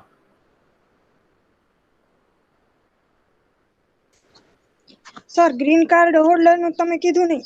હા, ગ્રીન કાર્ડ હોલ્ડર ઈ શું છે પાછું સમજાવો. ગ્રીન કાર્ડ હોલ્ડર એટલે કે અમેરિકાના નાગરિકો હોય ને એને ગ્રીન કાર્ડ મળે. અમેરિકાના નાગરિકોને ગ્રીન કાર્ડ આપે અમેરિકા. ઈ નાગરિકત્વ છે એનું. જેની પાસે ગ્રીન કાર્ડ હોય ને ઈ એમ કહેવાય ને કે સારામાં સારો વ્યક્તિ કહેવાય કે એની પાસે તો અમેરિકાની સિટીઝનશિપ છે. આપણે તો અહીંયા કેમ વોટર આઈડી કાર્ડ આપે એવી રીતે ત્યાં ગ્રીન કાર્ડ આપે. Okay sir. ક્લિયર? સર કોઈ વ્યક્તિ લાઈક જે ભાઈ અને બેન છે હસબન્ડ વાઈફ બંને ભારતનું નાગરિકત્વ ધરાવે છે. ઓકે. અને એ અમેરિકામાં જઈને રહે છે ને એના બાળકો ત્યાં બોર્ન થાય છે તો એના બાળકોને ત્યાંનું ગ્રીન કાર્ડ મળે તો પછી એ તો ભારતના નાગરિક તરીકે નો અવેલેબલ ગણી શકાય ને. જે બાળકોનો બોર્ન અમેરિકામાં થયો છે ઓકે. એને ભારતની નાગરિકતા ન મળે ને અમેરિકાના નાગરિકતા તો થયા ને. નહીં, જરૂરી નથી. ધારો કે હસબન્ડ વાઈફ બંને ભારતના નાગરિક છે, બરાબર? આ પહેલું સ્ટેપ. એ વ્યક્તિ વર્કિંગ વિઝા ઉપર બહારના દેશમાં કામ કરે છે, અમેરિકામાં કામ કરે છે અને બાય ચાન્સ ત્યાં એમના બાળકનો જન્મ અમેરિકામાં થયો તો એ વખતે એને ભારતની એમ્બેસીમાં રજીસ્ટ્રેશન કરાવવું પડશે. ભારતની એમ્બેસીમાં એને રજીસ્ટ્રેશન કરાવવું પડશે કે અમારે ત્યાં બાબા અથવા બેબીનો જન્મ થયો, અમને ભારતના નાગરિકતા આપવામાં વિનંતી. એટલે ડાયરેક્ટલી એમને ભારતની નાગરિકતા આપવામાં આવશે, બરાબર? કારણ કે એ બંને ભારતના નાગરિકો છે. બીજી વાત કે અમેરિકા છે, અમેરિકામાં એવું નથી કે ધારો કે તમારો જન્મ અમેરિકામાં થયો હોય તો તમને નાગરિકતા આપી દેવામાં આવે. એવું અમેરિકા નથી, બરાબર? Okay sir. Thank you sir. Welcome. Next question. કોઈને પણ તમારા મગજમાં કોઈ પણ પ્રકારનો પ્રશ્ન આવતો હોય તો પૂછી શકો છો નાગરિકતા બાબતે.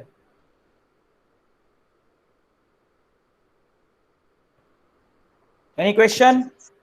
સર આપણા ભારતના નાગરિકો અમેરિકા જઈને વસે તો એને ગ્રીન કાર્ડ મળી શકે કે નહીં? ભારતના નાગરિકો અમેરિકામાં જાય હા તો એને ગ્રીન કાર્ડ મળી શકે કે નહીં? યસ, એને ગ્રીન કાર્ડ મળી શકે, પરંતુ એને અમેરિકામાં રહેવું પડે. અમેરિકાની અંદર ગ્રીન કાર્ડ મેળવવા માટે જે પણ વ્યક્તિઓ છે એને 17 વર્ષ અમેરિકાની અંદર રહેવું પડે, ત્યારે એને ગ્રીન કાર્ડ મળી શકે. ક્લિયર? હું તમને એક વખત એ પણ સમજાવી દઉં. તમને ઘણી વખત ક્વેશ્ચન થતા હોય આ H1B1 વિઝા એટલે શું, અમેરિકા કઈ રીતે વિઝા આપે છે, એ પણ તમને સમજાવી દઈશ. ચાલો નેક્સ્ટ લેક્ચર સમજશું આવતીકાલે વિઝા કોને કહેવામાં. ઘણા બધા લોકોને એમાં ખબર નથી પડતી. સમજવું છે ને ભાઈ? વિઝા H1B1 અમેરિકા બહુ વખત ચર્ચામાં આવે. હા સર. ઓકે, હા સર. ડન. આવતીકાલે જ સમજશું.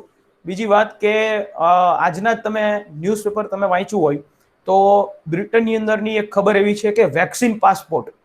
તો વેક્સિન પાસપોર્ટ શું છે એ પણ તમે આવતીકાલે સમજાવી દઈશ. કારણ કે બરાબર આવા ટોપિક હકીકતમાં હું તમને ફેક્ટ વસ્તુ કહું ને કે તમારા ઘણા બધા પ્રશ્નો એ કરંટમાંથી જ નીકળતા હોય. કરંટ અફેર્સ એ બહુ જ ઇમ્પોર્ટન્ટ પાર્ટ છે આની અંદર. કોઈ પણ એક્ઝામ હોય એની અંદર બેઝિક નોલેજ તો હોય જ, પણ ક્વેશ્ચન જે કાઢવાની રીત હોય એ કરંટ અફેર્સમાંથી જ નીકળતા હોય મોસ્ટ ઓફ ક્વેશ્ચન્સ. એટલા માટે જો તમે અત્યારે ઘરે છો અને ડિજિટલ ન્યૂઝપેપર તમને બધાને મળી જ શકતા હોય છે, અલગ અલગ ગ્રુપો અત્યારે ચાલુ જ છે, એમાં ડેઈલીના અલગ અલગ ન્યૂઝપેપરો આવતા હોય, હવે એમાંથી તમારે ગુજરાતનું ગુજરાત સમાચાર કે સંદેશ કે એવું કોઈ વાંચી શકો, અથવા તમને ઇંગ્લિશ વાંચવાનો શોખ છે તો ટાઈમ્સ ઓફ ઇન્ડિયા છે, ઇન્ડિયન એક્સપ્રેસ છે, ધ હિન્દુ છે, આવા બધા ડિજિટલ ન્યૂઝપેપર વાંચી શકો. તમારા ઘરમાં જો ફિઝિકલી ન્યૂઝપેપર આવતું હોય તો એક વખત તમારે સવારના ઉઠી અને 10-15 મિનિટ ન્યૂઝપેપરને તો આપવાના જ, જેથી કરીને તમને તમે આ કહેવાય ને કે ન્યૂઝપેપર એવી વસ્તુ છે કે જેનાથી તમને દુનિયાની ખબર પડે. તમે કુવાના દેડકાની સમાન ન રહ્યો. ક્લિયર? ચાલો, એટલે કોશિશ કરજો કે ડેલીના તમે ન્યૂઝપેપર વાંચી શકો. એટલીસ્ટ 15 મિનિટ તો તમારે આપવી જ જોઈએ. પછી તમે ડિજિટલમાં વાંચો કે કોઈ પણ રીતે વાંચો. ચાલો આવી જાવ અહીંયા. ક્લિયર? નવો ટોપિક શરૂઆત કરીએ. રેડી? મૂળભૂત હકો, ફંડામેન્ટલ રાઇટ્સ. ફંડામેન્ટલ રાઇટ્સ, મૂળભૂત હકો. હવે મૂળભૂત હક એટલે શું? તો કે તમને ભારતના નાગરિક હોવાના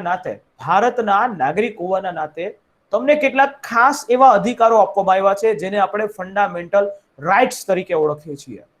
ફંડામેન્ટલ રાઇટ્સ એટલે કે નાગરિક હોવાના નાતે તમને કેટલાક ખાસ મહત્વપૂર્ણ અધિકારો આપવામાં આવે છે, એને આપણે કહીએ છીએ ફંડામેન્ટલ રાઇટ્સ.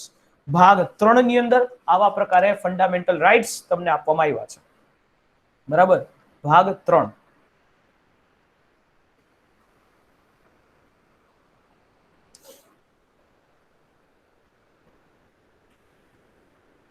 ભાગ 3 અને અનુચ્છેદ નંબર 12 થી અનુચ્છેદ નંબર 35.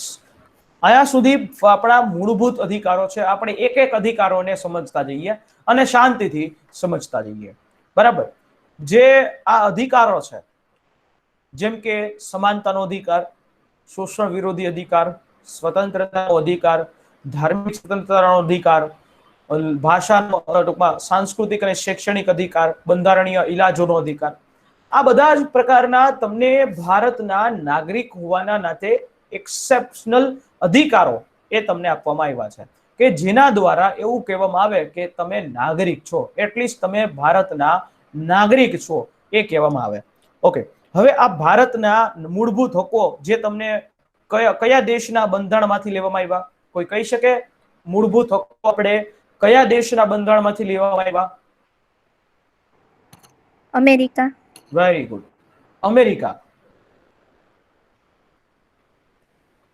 અમેરિકાના બંધારણમાંથી આપણે મૂળભૂત હકો લીધા. બરાબર? હવે મૂળભૂત હકો એ ફરજિયાત છે. જો કોઈ વ્યક્તિ, જો કોઈ સ્ટેટ એનું પાલન નથી કરતું તો એના વિરુદ્ધમાં તમે અદાલતની અંદર જઈ શકો છો, તમે એના વિરુદ્ધમાં અરજી કરી શકો છો. એટલે તમારા મૂળભૂત અધિકારો એ ફરજિયાત છે. બરાબર? મૂળભૂત અધિકારો કેવા છે? તો કે ફરજિયાત છે. જો તમારા મૂળભૂત અધિકારોનું પાલન નથી થતું તો તમે અહીંયા હાઈકોર્ટ કે સુપ્રીમ કોર્ટ સુધી ડાયરેક્ટ તમે જઈ શકો છો. શરૂઆતની અંદર હોય ને બંધારણની અંદર મૂળભૂત અધિકારોની સંખ્યા 7 હતી. હાલની અંદર આ સંખ્યા છે 6. શરૂઆતની અંદર મૂળભૂત અધિકારો ટોટલ હતા 7, પણ એક હતો મિલકતનો અધિકાર, રાઇટ ટુ પ્રોપર્ટી. હવે અત્યારે ભારતની જનસંખ્યા જુઓ તો 140 કરોડની જનસંખ્યા છે. તો 140 કરોડની જનસંખ્યાને ભારત દેશની કોઈ પણ સરકાર પ્રોપર્ટી આપી શકે એમ નથી. બરાબર? ભારત દેશની કોઈ પણ સરકાર હોય, કોઈ પણ રાજ્ય હોય કે કેન્દ્ર સરકાર હોય, એ પ્રોપર્ટી જે એની મિલકત છે એ રાજ્ય સરકાર કે કેન્દ્ર સરકાર તરફથી આપણે આપી શકાય નહીં. તો એટલા માટે અહીંયા મિલકતનો અધિકારને કાઢી અને મિલકતને કાનૂની અધિકાર બનાવી દેવામાં આવ્યો.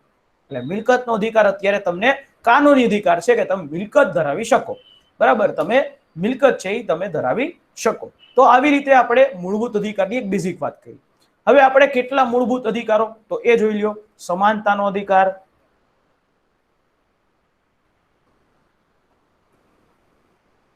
સમાનતાનો અધિકાર, સ્વતંત્રતાનો અધિકાર,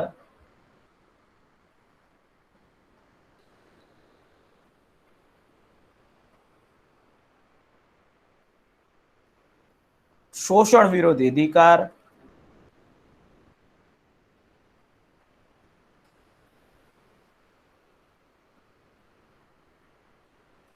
ધાર્મિક સ્વતંત્રતાનો અધિકાર,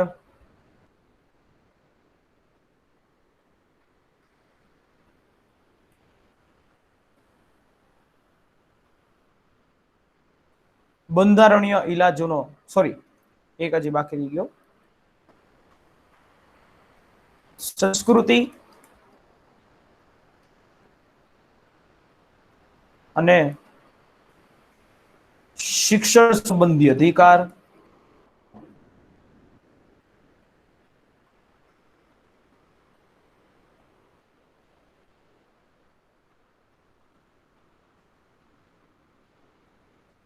અને બંધારણીય ઇલાજોનો અધિકાર.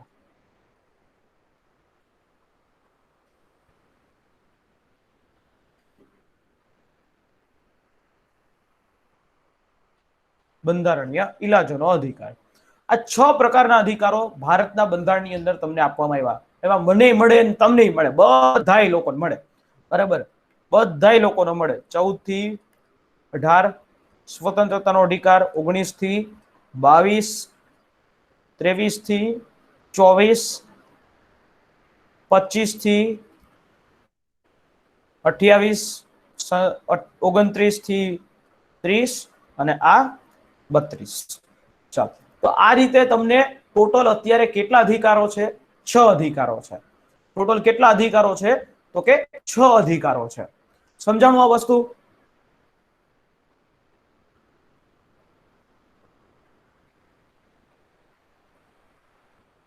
Yes sir. ચાલો આગળ વાત કરીએ. હવે લાસ્ટ ટાઈમ હેડ ક્લર્કની એક્ઝામની અંદર એવો એક પ્રશ્ન પૂછાયો હતો કે કાનૂની અધિકાર, વૈધાનિક અધિકાર. તો આપણે અહીંયા એ સમજી લઈએ કે અધિકારો કેટલા પ્રકારના હોય. બરાબર, અહીંયા મારે તમને એ સમજાવવું પડે કે અધિકારો કેટલા પ્રકારના હોય.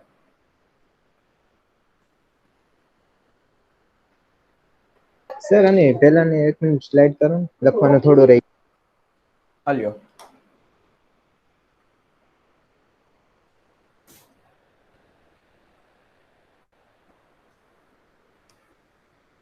ડન સર, થેન્ક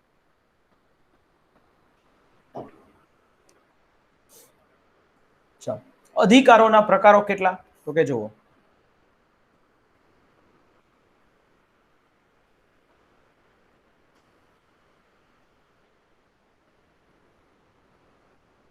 અધિકારો છે એના 4 પ્રકાર.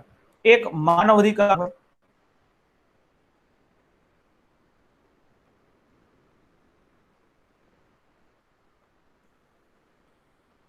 માનવ અધિકાર, મૂળભૂત અધિકાર,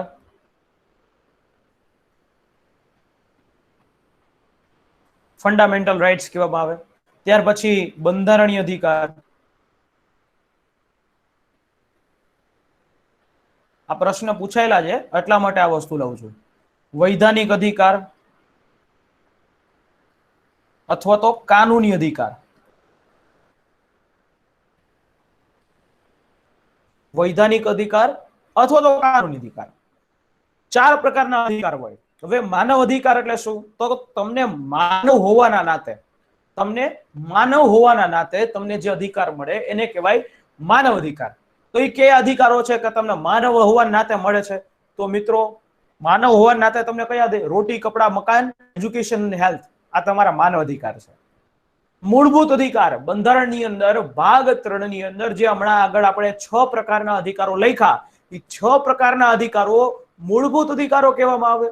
બંધારણીય અધિકાર એટલે ભાગ 3 ની અંદર સિવાયના, ભાગ 3 ના અંદર દર્શાવેલા તો છે જ, પણ એના સિવાયના જે અધિકારો છે, જે મિલકતનો અધિકાર છે, અનુચ્છેદ 300 બરાબર 300A, મિલકતનો અધિકાર એ તમારો બંધારણીય અધિકાર છે. મિલકતનો અધિકાર એ તમારો બંધારણીય અધિકાર છે. કાનૂની અધિકાર, કાનૂનો દ્વારા બરાબર, right to education, right to information, right to privacy, right to internet, આ બધા જે અધિકારો છે એ કાનૂની અધિકારો છે. કાયદા દ્વારા જે અધિકારો આપવામાં આવે એ કાનૂની અધિકારો કહેવામાં આવે. ક્લિયર? 4 પ્રકારના અધિકારો.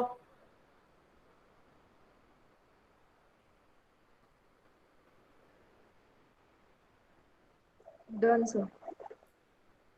લાસ્ટ ટાઈમ હેડ ક્લાર્કની એક્ઝામમાં એ જગ્યાએથી પ્રશ્ન પૂછવામાં આવ્યો હતો કે કાનૂન નીચેનામાંથી કયા અધિકારો એ કાનૂની અધિકારો છે, આ પ્રકારે પ્રશ્ન પૂછવામાં આવ્યો હતો અને એટલા માટે આ 4 શબ્દો મેં તમને સમજાવ્યા.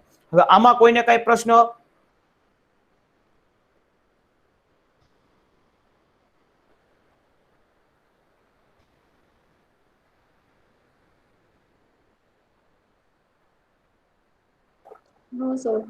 ડન. ઓકે, આગળ વધી જઈએ આપણે.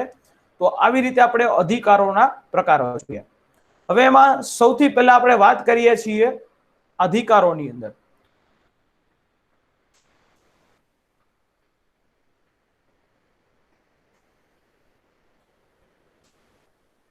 અનુચ્છેદ નંબર 12 કે જેમાં રાજ્યની વ્યાખ્યા કરવામાં આવી છે.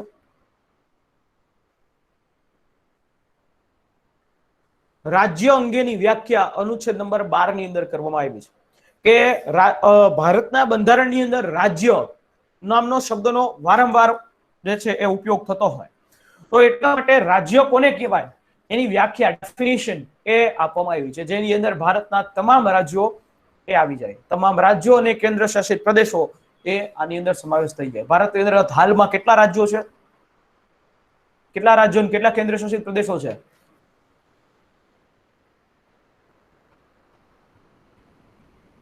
અઠ્યાવીસ રાજ્યો અને 8 યુનાઇટેડ સ્ટેટ. હા, 28 રાજ્યો અને 8 કેન્દ્ર શાસિત પ્રદેશ. હા, યુનાઇટેડ સ્ટેટ્સ નહીં, યુનિયન ટેરિટરી. હા, સોરી. કઈ વાંધો નહીં, ચાલો. એટલે આ રીતે અનુચ્છેદ 12. અનુચ્છેદ નંબર 13, અનુચ્છેદ નંબર 13 કે જેની અંદર કાયદા માટેની વાત કરવામાં આવી છે, કાયદાની વ્યાખ્યા. આ બે અનુચ્છેદમાં ખાલી એટલી જ વસ્તુ કે કાયદાના નામના શબ્દની એક વિસ્તૃત સમજ આમાં આપવામાં આવી છે. હકીકતની અંદર આપણે એ સમજવાનું શરૂઆત થાય છે સમાનતાનો અધિકાર અને એ રાઇટ ટુ ઇક્વાલિટી, એ આપણે સમજીએ.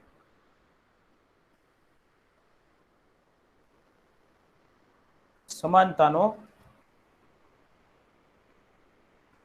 અધિકાર, રાઇટ ટુ ઇક્વાલિટી 14 થી 18. બરાબર, 14 થી 18.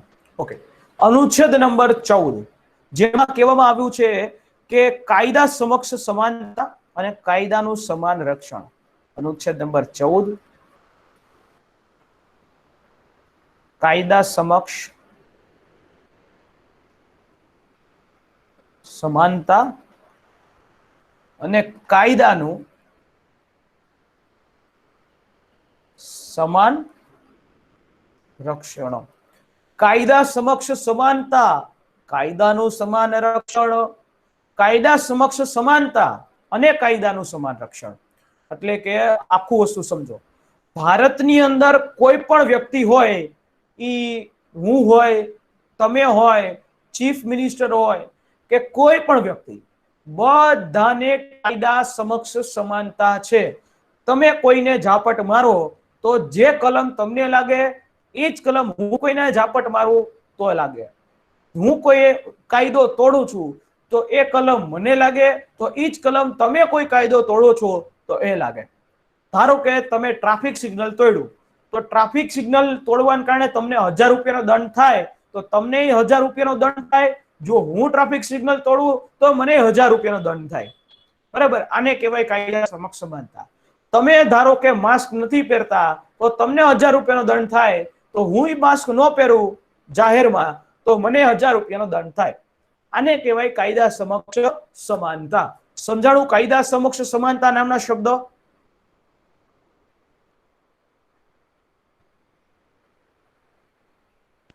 Yes sir.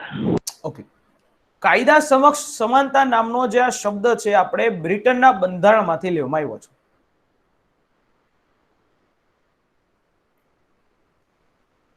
કાયદા સમક્ષ સમાનતા ક્યાંથી લીધું તો કે બ્રિટનમાંથી. બ્રિટનના બંધારણમાંથી કાયદા સમક્ષ સમાનતા નામનો આ શબ્દ ઇંગ્લિશ કેવું હોય તો રૂલ ઓફ લો કહેવાય. રૂલ ઓફ લો, કાયદા સમક્ષ સમાનતા, રૂલ ઓફ લો આને કહેવામાં આવે. બરાબર. હવે કાયદાનું સમાન રક્ષણ, કાયદાનું સમાન રક્ષણ, કાયદાનું સમાન રક્ષણ એ આપણે લીધું અમેરિકામાંથી. બરાબર. એને આપણે અમેરિકામાંથી લેવામાં આવ્યું, જેની અંદર શું છે તો કે પ્રજા સર્વોપરી છે, કાયદાનું સમાન રક્ષણ. તમને ધારો કે કાયદો હોય, બરાબર, એમાં સમાન રક્ષણ મળે. હવે કાયદા સમક્ષ સમાનતા, તમે આપણે બધાય કાયદા સમક્ષ સમાન તમામ લોકો. હવે ધારો કે હું કોઈ અરજી કરું અને મને પોલીસ પ્રોટેક્શન મળે, તો એવી રીતે તમે કોઈ અરજી કરો તો તમને પણ પોલીસ પ્રોટેક્શન મળે. કાયદાનું સમાન રક્ષણ. હજી ડીપમાં સમજાવું. કાયદાનું સમાન રક્ષણ, તમને જે કાયદા અંતર્ગત સમાનતા મળતી હોય એ જ કાયદા અંતર્ગત મને પણ સમાનતા મળે, મને પણ ઇક્વાલિટી મળે. તમે કાલ સવારે જઈ અને સિવિલ હોસ્પિટલમાં, અત્યારે તો ધારો કે અત્યારે બેડ્સ ને અવેલેબલ નથી, પરંતુ રાજ્ય સરકારનું ઉત્તરદાયિત્વ છે, જવાબદારી છે કે મેડિકલી બાબતે તમામ સુવિધાઓ રાજ્યની અંદર ઉપલબ્ધ કરાવવી એ દાયિત્વ છે, એનું જવાબદારી છે. બરાબર. તો કાયદાનું સમાન રક્ષણની અંદર ધારો કે કાયદાનું સમાન રક્ષણ જે છે એની અંદર પ્રજા સર્વોપરી છે. અલ્ટિમેટ પાવર્સ આપણને ખબર જ છે કે પ્રજાના હાથમાં છે. ડેમોક્રેસીની અંદર by the people, for the people, with the people, આ ત્રણ શબ્દો, પ્રજાના માટે, પ્રજા વડે, પ્રજા દ્વારા ચાલતું શાસન, એને આપણે ડેમોક્રેસી, લોકશાહી કહીએ છીએ. અને આના અંતર્ગત કાયદાનું સમાન રક્ષણ બધાને મળે. બરાબર. તમને જે કાયદો લાગુ પડે એ જ કાયદો મને લાગુ પડે. બરાબર. એ જ કાયદો નરેન્દ્ર મોદી સાહેબને લાગુ પડે, એ જ કાયદો મુખ્યમંત્રી સાહેબને લાગુ પડે. બધાય લોકોને આ કાયદો સમાન સ્તર ઉપર લાગુ પડે. ક્લિયર?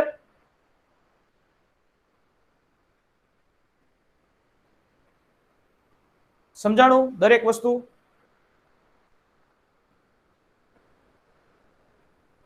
Okay sir. અહીંયા કેટલાક અપવાદો છે. અપવાદો શું છે સમજી લો. કે દેશના રાષ્ટ્રપતિ હોય કે દેશના રાજ્યપાલ, ગવર્નર હોય, રાજ્યના ગવર્નર, આ બંને એક હોદ્દાઓ છે. બંનેના હોદ્દા ઉપર જ્યારે જે વ્યક્તિ હોય એ વ્યક્તિને ત્યારે દીવાની કે ફોજદારી કાર્યવાહી થતી નથી. એને કેટલા, કારણ કે એ એક પ્રોટોકોલ છે, સર્વોચ્ચ સ્થાન છે. ગવર્નર અને રાષ્ટ્રપતિ, આ બંને જ્યાં સુધી એ હોદ્દા ઉપર હોય 5 વર્ષ સુધી, એની ઉપર ક્યારેય કોઈ પણ પ્રકારની ફોજદારી કાર્યવાહી નથી થતી કે નથી કોઈ દીવાની કાર્યવાહી કરવામાં આવતી નથી. બરાબર. એના ઉપર ક્યારેય કોઈ પણ ન્યાયાલયની ઉપર દ્વારા કાર્યવાહી થઈ શકે નહીં. દેશની કોઈ પણ અદાલત રાષ્ટ્રપતિ કે ગવર્નર ઉપર અદાલતમાં એના વિરુદ્ધમાં કોઈ કાર્યવાહી ચાલુ થઈ શકે નહીં. એ ખાસ વસ્તુ છે. બરાબર. એટલે એ અપવાદરૂપના કિસ્સામાં પણ આપણે બધા સિવિલિયનો છે, આપણા દરેક લોકો માટે કાયદા સમક્ષ સમાનતા. અહીંયા અમીર અને ગરીબ નથી જોવામાં આવતું. અમીરો છે એને જે સુવિધા મળે, એને રસ્તા ઉપર ચાલવાની સુવિધા મળે, એને ટોલ ટેક્સ દેવો પડે, એને પણ જે કાયદા સમક્ષ સમાનતા મળે એ જ કાયદા સમક્ષ સમાનતા તમને પણ મળે. તમને ચાલવાની, ફરવાની, શ્વાસ લેવાની અધિકાર છે. બરાબર. આને કહેવાય કાયદા સમક્ષ સમાનતા અને કાયદાનું સમાન રક્ષણ. કાયદા સમક્ષ સમાનતા, આપણે બધાય કાયદા સમક્ષ સમાન, તમામ લોકો કાયદાનું સમાન રક્ષણ. તમને જે કાયદો લાગુ પડે છે, તમારા માટે જે કાયદો છે એ જ કાયદો મારા માટે છે. ક્લિયર? દીવાનીમાં શું ફેર હોય? ફોજદારી અને દીવાનીમાં શું ફેર હોય? ઓકે.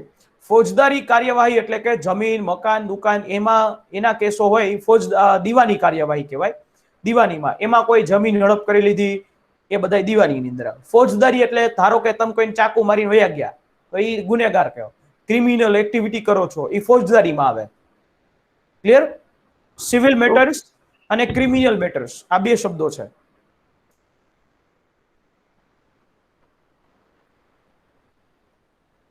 ડન? ઓકે. તો અનુચ્છેદ નંબર 14 ની અંદર આ વસ્તુ કહેવામાં આવી છે. ત્યાર પછીનો અનુચ્છેદ આપણો અનુચ્છેદ number 15, article number 15. Article number 15 માં કીધું છે કે કોઈ પણ ધર્મ, જાતિ, લિંગ કે જન્મ સ્થાનના આધારે ભારતની અંદર કોઈ પણ જગ્યાએ તમારી સાથે ભેદભાવ થઈ શકે નહીં. કોઈ ધર્મ, જાતિ, જ્ઞાતિ, લિંગ કે જન્મસ્થાનના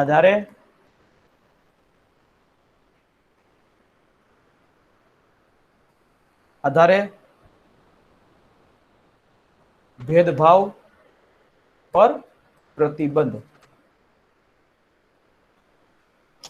ભારત દેશની અંદર ક્યારેય પણ કોઈ પણ ધર્મ, હિન્દુ, મુસ્લિમ, શીખ, ખ્રિસ્તી, પારસી, જૈન, એ લોકો કોઈ પણ ધર્મ પાળતા હશે એની સાથે ભેદભાવ કરી શકાતો નથી. જાતિ, જ્ઞાત, કોઈ પણ જ્ઞાતિ હોય, કોઈ પણ જાતિ હોય, મેલ હોય, ફિમેલ હોય કે ટ્રાન્સજેન્ડર હોય, કોઈ પણ ભારતના કોઈ પણ જગ્યાના અંતર્ગત તમે જન્મ લીધો હોય તો એની સાથે કોઈ પણ જાતનો ભેદભાવ થઈ શકે નહીં. ડોક્ટર બાબા સાહેબ આંબેડકર જ્યારે ડ્રાફ્ટિંગ કમિટીના સભ્ય હતા ત્યારે આ બધા જ ભેદભાવને સહન કરીને આગળ વધ્યા હતા, નોલેજ મેળવ્યું હતું. અને એટલા માટે ડોક્ટર બાબા સાહેબ આંબેડકર એવું ઈચ્છતા હતા કે અમે જે વસ્તુ ઉપર ભેદભાવ સહન કર્યો છે એ ભેદભાવ આવનારી પેઢી ન કરે, એટલા માટે આ પ્રકારે અનુચ્છેદ નંબર 15 ડિઝાઇન કરવામાં આવ્યો. ભારતની અંદર ક્યારેય પણ કોઈ પણ ધર્મ, જાતિ, જ્ઞાતિ કે લિંગ કે જન્મસ્થાનના આધારે ભેદભાવ થઈ શકે નહીં. તમને કોઈ એવું કીધું કે તમે છોકરી છો તો તમારે આ કામ નહીં કરવાનું, તમે છોકરી છો તમને નોકરી ન મળે એવું કીધું? નો કહી. તમને કોઈ એવું કહે કે તમે આ જ્ઞાતિના છો તમને નોકરી નહીં મળે, તમે આ જ્ઞાતિના છો તમારે મંદિરમાં નહીં આવવાનું, તમે આ જ્ઞાતિના છો તો તમને બેડ નહીં મળે, એવું ભારતની અંદર થઈ શકે નહીં. તમે આ ધર્મના છો, તમે હિન્દુ, મુસ્લિમ, શીખ, ખ્રિસ્તી આ ધર્મના છો એટલે તમને સરકારી હોસ્પિટલમાં જગ્યા નહીં મળે, એવું કીધું નહીં. એટલે આનો મતલબ એવો થાય છે કે ભારતની અંદર કોઈ પણ ધર્મ, જાતિ, જ્ઞાતિ કે લિંગ કે જન્મસ્થાનના આધારે તમારી સાથે ભેદભાવ કરી શકાતો નથી. પણ એક પોઝિટિવ અપ્રોચ સકારાત્મક ભેદભાવના સ્વરૂપમાં કરી શકાય છે. કઈ રીતે? તમને ખબર હોય તો આપણા દેશની અંદર મેટર્નિટી લીવ, માતૃત્વ લાભ, ડિલિવરી, ગર્ભવતી મહિલાઓ એમને 3 મહિના પહેલા, 3 મહિના પછી, ડિલિવરીના 3 મહિના પહેલા, 3 મહિના પછી ટોટલ 6 મહિનાની રજા મળે છે. તો એ મેટર્નિટી લીવ ભારતમાં અત્યારે હાલમાં માતાઓને મળે છે, જે લિંગ સુધી સીમિત છે કે ભાઈ માતાઓ છે, ફિમેલ છે, એમને આ મેટર્નિટી લીવ મળે છે, બરાબર. પણ હાલમાં પેટર્નિટી લીવ એક એવો પણ વિશ્વમાં કોન્સેપ્ટ છે, પેટર્નિટી લીવ, જેને પિતૃત્વ લાભ કહેવામાં આવે. એ ઓસ્ટ્રેલિયાથી કોન્સેપ્ટ શરૂ થયો છે, પણ ભારતની અંદર આવો કોન્સેપ્ટ અત્યારે છે નહીં. અત્યારે હાલમાં માતૃત્વ લાભ ઓનલી ફિમેલ્સને જ મળે છે, બરાબર, ફિમેલને જ મળે છે. સમજાય છે?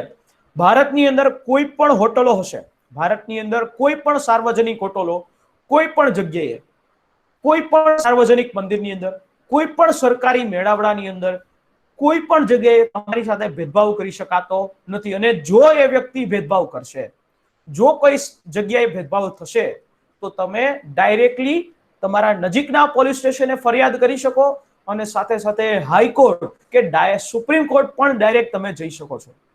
ક્લિયર? Yes sir. બીજી વાત કે મહિલાઓ અને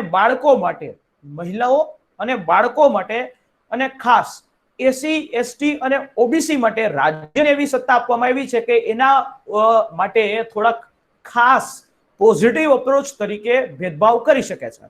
પોઝિટિવ અપ્રોચ તરીકે ભેદભાવ કરી શકે છે. અને એ તમને કહું કે આપણે કોઈ પણ રિક્રુટમેન્ટ બહાર પડે, કોઈ પણ રિક્રુટમેન્ટ હોય, બરાબર, એમાં તમે જુઓ કે મહિલાઓ માટે અલગ વ્યવસ્થા હોય, મહિલાઓ ફિમેલ્સની અલગ સીટ હોય, મેલ્સની અલગ સીટ હોય, બરાબર, ફિમેલ મેલની બંનેની અલગ અલગ સીટ. એસસી, એસટી, ઓબીસી આ બંનેને પોતાના રિઝર્વેશનનો લાભ મળતો હોય. તો આવી રીતે રાજ્ય સરકાર દ્વારા એ તૈયાર કરવામાં આવી શકે છે. એને પોઝિટિવ અપ્રોચ કહેવામાં આવે. પણ ક્યારેય કોઈ પણ મંદિરમાં, સાર્વજનિક મંદિરમાં કે કોઈ પણ સાર્વજનિક જગ્યાએ કોઈ પણ રીતે ભેદભાવ થઈ શકતો નથી. સાર્વજનિક વાત છે, પ્રાઇવેટની વાત નથી કરતો, પ્રાઇવેટની વાત કરતો નથી, બરાબર. બીજી વાત, કોઈ કંપની અત્યારે ધારો કે ઘણા લોકો કરે છે પણ એ હકીકતમાં કરી શકતા નથી. હકીકતમાં કોઈ પણ પ્રાઇવેટ કંપની આ અનુસંધાને કોઈ પણ ધર્મ, જાતિ, જ્ઞાતિ, લિંગ કે જન્મ સ્થાનના આધારે ભેદભાવ કરી શકે નહીં. તમે એવું જોયું કે રિલાયન્સ કંપનીએ એક સ્પેસિફિક ધર્મના લોકોને જ લીધા નોકરી ઉપર? ન થાય. રિલાયન્સ કંપની એક સ્પેસિફિક ધર્મના કે સ્પેસિફિક જાતિના, સ્પેસિફિક જ્ઞાતિના લોકોને જ લે, એવું ન હોય. તો આ રીતે અનુચ્છેદ નંબર 15 આ કઈ છે. સમજાઈ ગયું દરેકને અનુચ્છેદ નંબર 15? Yes sir. ઓકે, આમાં કોઈને કઈ પ્રશ્ન? અનુચ્છેદ નંબર 15 ઉપર કોઈને પ્રશ્ન? Any question? પેટર્નિટી લીવ 15 દિવસ મળે ને અત્યારે? ઈ કોન્સેપ્ટ છે નહીં, પણ પેટર્નિટી લીવ ધારો કે કોઈ કંપની આપી શકે છે. એટલે ઈ કોન્સેપ્ટ અત્યારે હાલમાં ઓસ્ટ્રેલિયાથી આવ્યો છે, કોઈ પ્રાઇવેટ કંપનીઓ આપે છે, પણ પેટર્નિટી લીવ તમને સરકારીમાં નહીં મળે. સરકારી કોઈ પણ કર્મચારી હોય એને પેટર્નિટી લીવના નામે રજા નહીં મળે. તો સર 15 દિવસ જે આપે છે એ શું છે? ઈ 15 દિવસની પેટર્નિટી લીવ મળતી નથી. ક્યાંય કોઈ પણ જાતે પેટર્નિટી લીવ નામનો કોન્સેપ્ટ છે નહીં, બરાબર. બંધારણમાં નથી કે નથી કોઈ કાયદાકીય બાબતે. હા, માતૃત્વ લાભ, મેટર્નિટી લીવ એ મળે છે. પેટર્નિટી લીવ અત્યારે કોન્સેપ્ટ મોટી મોટી કંપનીઓ છે એની અંદર આપે છે. સર, હું પીજીવીસીએલ માં જોબ કરતી ને ત્યારે આ રીતના 15 દિવસની રજા મળેલી હતી, એટલે હું પૂછું. ઈ 15 દિવસની રજા તમને પીજીવીસીએલ પોતે નક્કી કરતી હોય, કારણ કે પીજીવીસીએલ એક નિગમ છે, બરાબર. બરાબર. ઈ પોતે નક્કી કરી શકે. Okay okay, thank you. Done. ચાલો, નેક્સ્ટ ક્વેશ્ચન કોઈને? Any question? No sir. ચાલો, સમજાઈ ગયું ને દરેકને અનુચ્છેદ નંબર 15?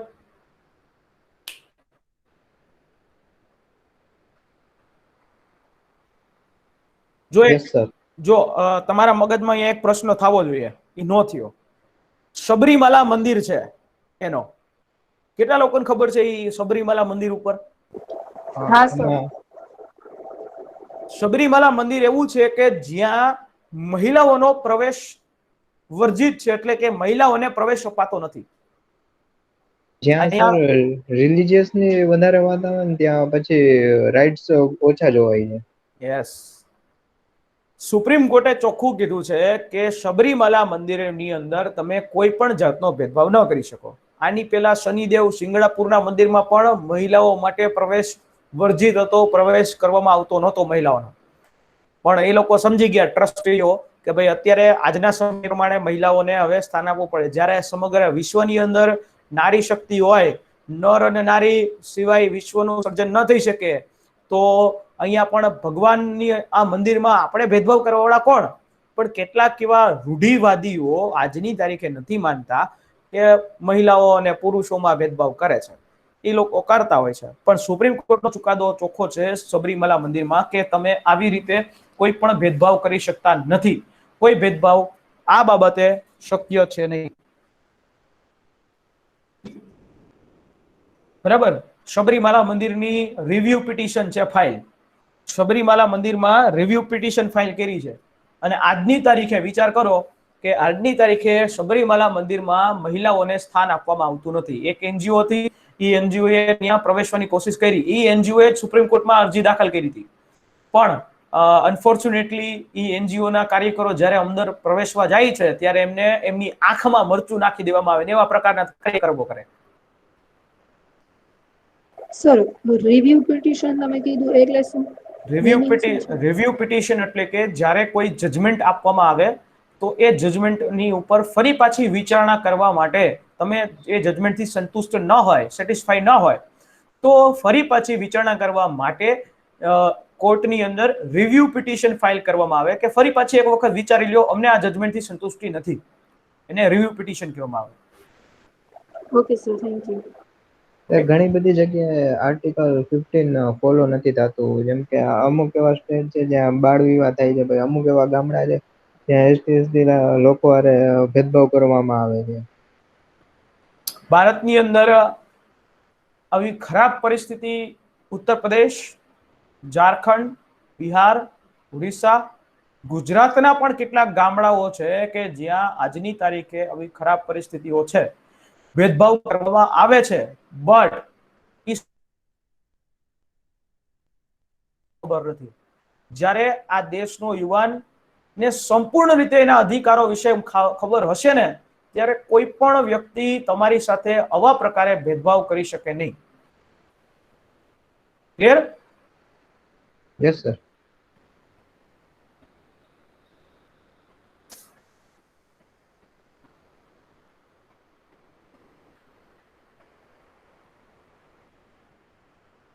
સમજાણું દરેકને?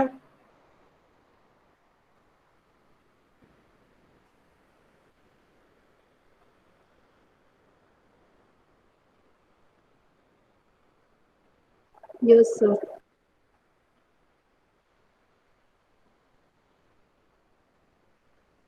ચાલો, ઓકે. આર્ટિકલ નંબર 50 ઉપર એક મૂવી બની ગયું, આયુષ્માન ખુરાનાનું. એટલે આ આર્ટિકલ નંબર 15 માં ક્યારેય કોઈ પ્રાઇવેટ કંપનીમાં પણ ભેદભાવ નહીં થઈ શકે. બરાબર? કોઈ પણ દુકાનો, સાર્વજનિક સ્થળો, કોઈ પણ જાહેર સ્થળો હોય, કોઈ પણ કુવા, તળાવ, પાણી ભરવાના સ્થળો, ક્યાંય પણ ભેદભાવ નહીં થાય. ચાલો, નેક્સ્ટ આપણે વાત કરીએ આર્ટિકલ નંબર 16.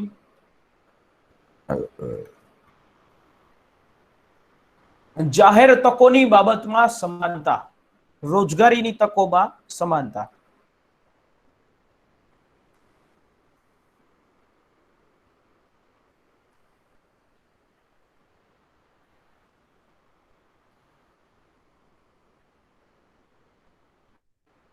રોજગારીની તકોની બાબતમાં સમાનતા.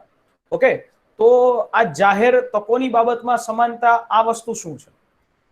કોઈ પણ નોકરી, સરકારી નોકરી હોય, એની અંદર કોઈ પણ ધર્મ, જાતિ, જ્ઞાતિ, લિંગ કે જન્મસ્થાનના આધારે ભેદભાવ થઈ શકે નહીં. કોઈ પણ સરકારી નોકરી હોય, ગમે એ હોય, તો એમાં ક્યારેય આ બાબતે ભેદભાવ શક્ય નથી. બરાબર? તમે કોઈ પણ મહિલા હોય, કોઈ પણ જ્ઞાતિ, ધર્મ, જ્ઞાતિ ના હોય, પાડતા હોય, કે કોઈ પણ મેલ હોય, ફિમેલ હોય, એવી રીતે ભેદભાવ ન થઈ શકે. બરાબર? સરકારી નોકરીમાં તમે ક્યારે જોયું કે તમે આ જ્ઞાતિના છો તો તમારી હારે ભેદભાવ થયો? તમે રાજપૂત હોય કે તમે કોઈ બીજી જ્ઞાતિના હોય તો એની સાથે ભેદભાવ થઈ શકે નહીં. તો જાહેર તકોની બાબતમાં સમાનતા છે, બટ અહીંયા કેટલાક પોઝિટિવ અપ્રોચ, સકારાત્મક રીતે ભેદભાવ કરવામાં આવ્યો છે. શું સકારાત્મક રીતે ભેદભાવ કરવામાં આવ્યો છે? તો મિત્રો, અહીંયા એસસી, એસટી, ઓબીસી અને મહિલાઓ માટે ખાસ અનામત રાખવામાં આવે છે. ખાસ અનામત નામની પ્રથા આના માટે રાખવામાં આવે છે. સમજાય છે? અનામત કેના માટે? તો કે આ મહિલાઓ માટે કરી શકાય, SC, ST, OBC. SC, ST, OBC, મહિલાઓ, અને હવે તો ઈડબ્લ્યુએસ, આના માટે પણ રિઝર્વેશન કરી શકાય છે. આના માટે અનામત એ રાખી શકાય છે. તો જાહેર તકોની બાબતમાં, એટલે કે જાહેર નોકરીઓ, સરકારી નોકરીની બાબતમાં એસસી, એસટી, ઓબીસી અને મહિલાઓ માટે પોઝિટિવ અપ્રોચ તરીકે રિઝર્વેશન કરી શકાય છે. ક્લિયર? તો આ અનુચ્છેદ છે ને, એ કોઈ સરકારી જ નોકરીઓ એને લાગુ પડશે, ખાનગીને નહીં.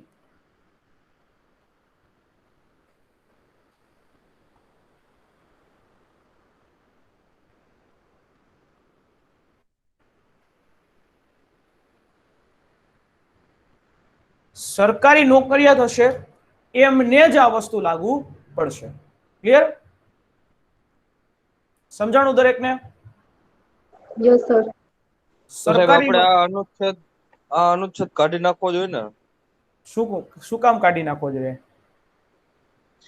તો એક રીતે જોઈએ તો વ્યવહાર નો જ કહેવાય ને, વ્યવસ્થિત રીતે સમાન તક તો નો જ કહેવાય.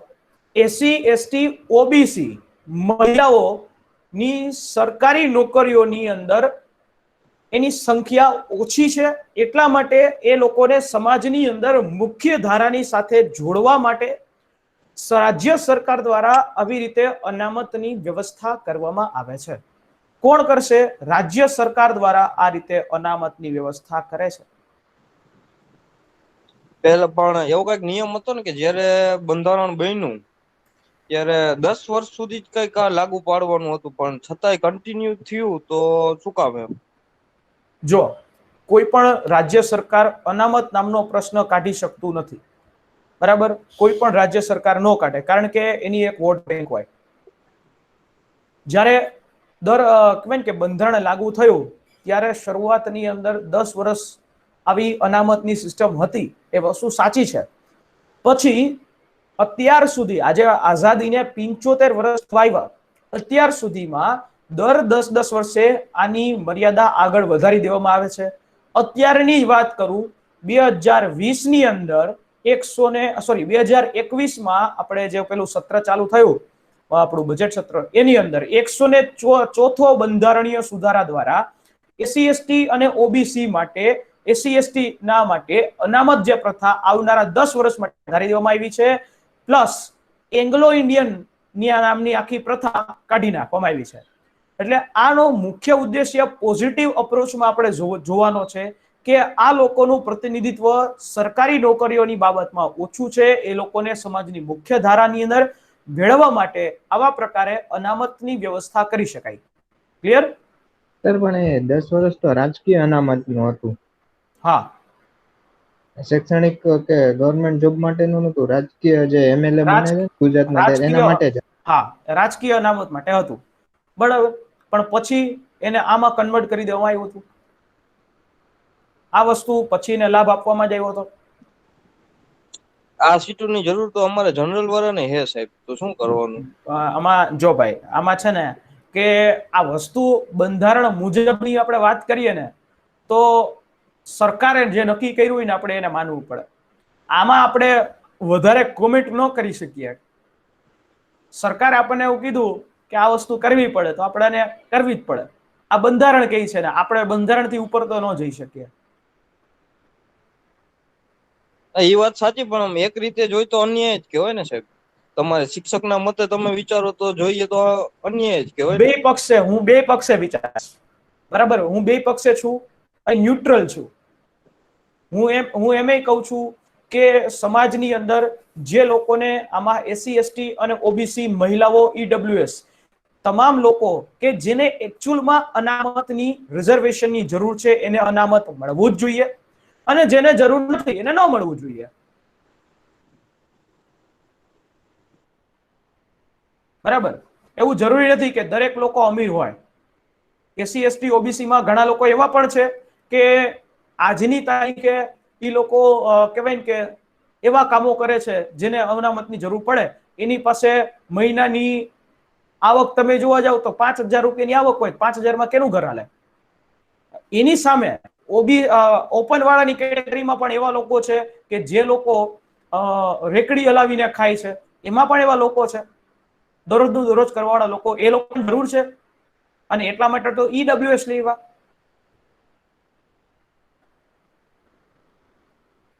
બરાબર. મારો કહેવાનો સીધો અને સરળ પ્રશ્ન મારો એ જ જવાબ હશે કે જે લોકોને અનામતની જરૂર છે એને આપણે અનામત આપવાનું છે, બરાબર. જેને અનામતની જરૂર નથી એને આપણે અનામત ન આપી શકાય. આ મારા મત મુજબ છે, અને એ આવકના આધારે આપણે અહીંયા કરી શકીએ. આ મારા એક સજેશન છે, બરાબર. હું એવું નથી કહેતો કે અનામત કાઢી જ નાખવું જોઈએ, નહીં, અનામત ન કાઢવું જોઈએ. જેને જરૂર છે એને લાભ આપવો જ જોઈએ. એમાં એવું થાય સાહેબ કે પછી જેને જરૂર ખરેખર જેને છે એને નથી મળતું, ને જેને નથી ઈ લોકો રાખીને બેસે છે, તો ઇક્વલ તો ન થયું ને ગમે એ રીતે. હવે આમાં કહેવાય ને કે ભાઈ સૂકાની વાહે લીલું બળે. પછી જે વસ્તુ સિસ્ટમમાં છે એ આપણે એક્સેપ્ટ કરવી જ પડે. જો સિક્કાની હંમેશા બે સાઈડ હોય, કેટલીક સકારાત્મક સાઈડ હોય તો કેટલીક નકારાત્મક પણ સાઈડ હોય. આમાં જનરલ વાળાઓને કયું પાછું પોઝિટિવ લેવાનું? જનરલ વાળા એ ને મહેનત કરવાની.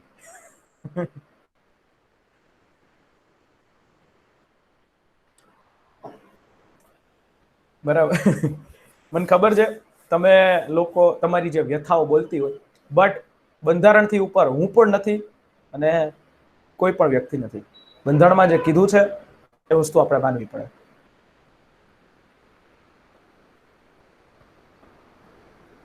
ચાલો આગળ વધી જઈએ આપણે. આગળ અનુચ્છેદ નંબર 17.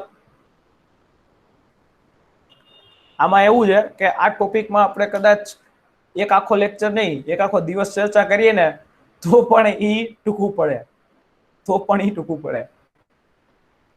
ચાલો અનુચ્છેદ નંબર 17 ઉપર આવી જઈએ. અનુચ્છેદ નંબર 17 એટલે કે અસ્પૃશ્યતા નાબૂદી.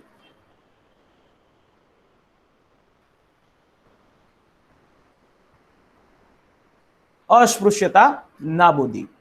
હવે પેલાના સમયની અંદર એટલે કે 1950ની પહેલા ઘણા બધા આપણા ભારતના ગામડાઓ એવા છે કે જ્યાં સમાજના જે શોષિતો છે, વંચિતો છે, દલિતો છે, એ લોકોના માટે ઈ જો કોઈ જગ્યાએથી નીકળે તો લોકોને આભડછેટ લાગતી. એવા પ્રકારના ખોટી વસ્તુઓ, ભંબક ભ્રામક વાતો એ હતી.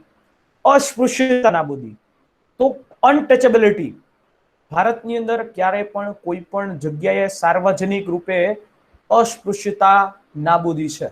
બરાબર. કોઈ વ્યક્તિ એમ કહે કે આ વ્યક્તિને અડવાથી મને આભડછેટ લાગે, એ વસ્તુ થઈ શકે નહીં.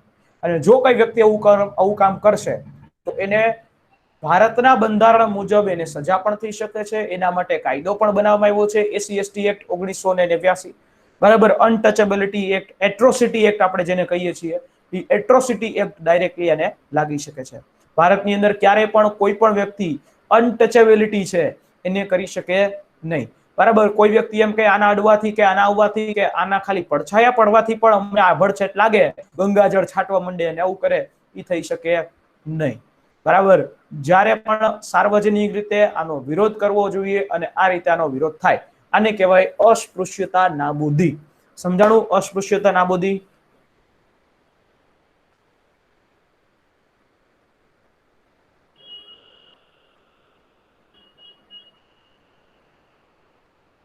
ક્લિયર થયું દરેકને? Yes sir. ઓકે.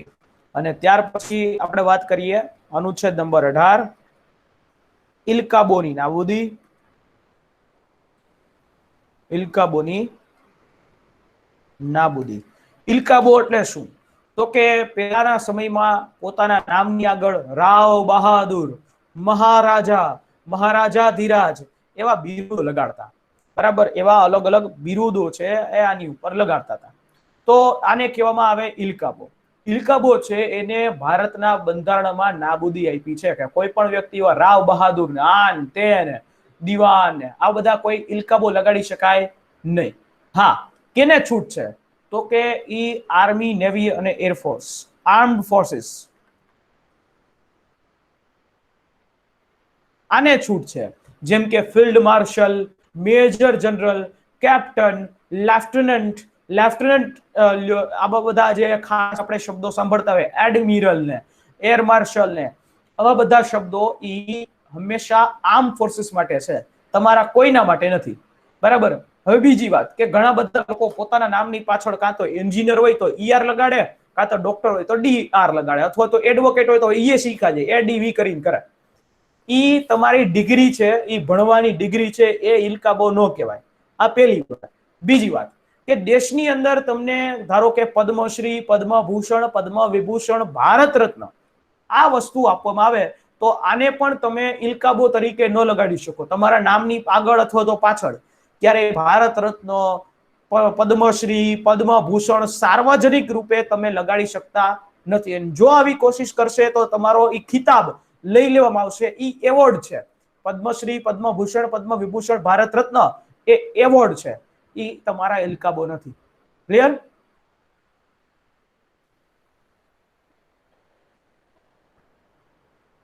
સમજાણું દરેકને? હા સર. ડન? Done sir. ચાલો, ક્લિયર એવરીવન? દરેક લોકોને અહીંયા સુધી સમજાણું? Yes sir.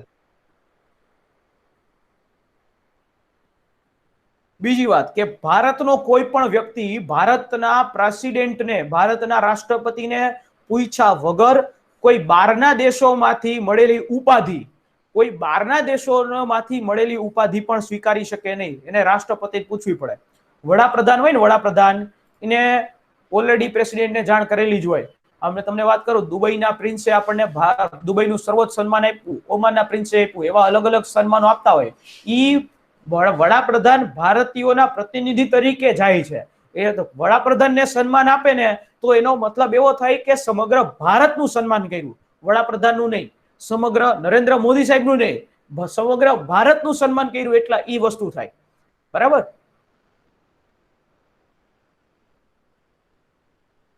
Okay sir.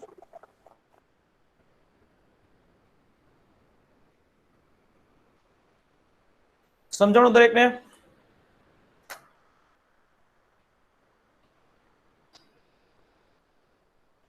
Sir, supreme court કોઈ પણ ડિસિઝન જાહેર કરે તો કોઈ લોકોને એ ન ગમે, તેનો વિરોધ કરે તો ઈ સજાને હકદાર કહેવાય માણસ કે શું કહેવાય? સુપ્રીમ કોર્ટના જજમેન્ટની વિરુદ્ધમાં તમને ન ગમે તો તમે રિવ્યુ પિટિશન ફાઇલ કરો, એ વિરુદ્ધમાં ન ગણાય. પણ સુપ્રીમ કોર્ટનું જજમેન્ટ તમે માનતા નથી, એ વસ્તુ એ કન્ટેમ્પ્ટ ઓફ કોર્ટ ગણાય. માનતા નથી મતલબ કઈ રીતે? એક્ઝામ્પલ. ધારો કે સુપ્રીમ કોર્ટે એવું કીધું કે અત્યારે તમારા દરેક, સુપ્રીમ કોર્ટે ધારો કે એવું કીધું હોય કે બધાને એક જજમેન્ટ આપ્યું કે તમારે આટલા ટકા અનામત રાખવાની, કે આટલા ટકા તમારા સબરીમાલા મંદિરની અંદર પ્રવેશવાની છૂટ.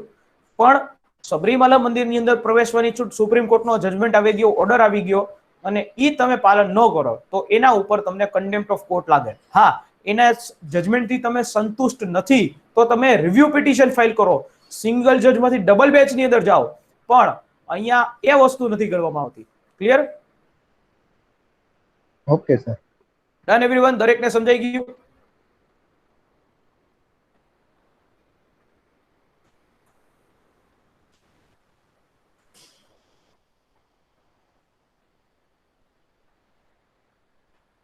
Clear everyone? દરેકને પૂરો?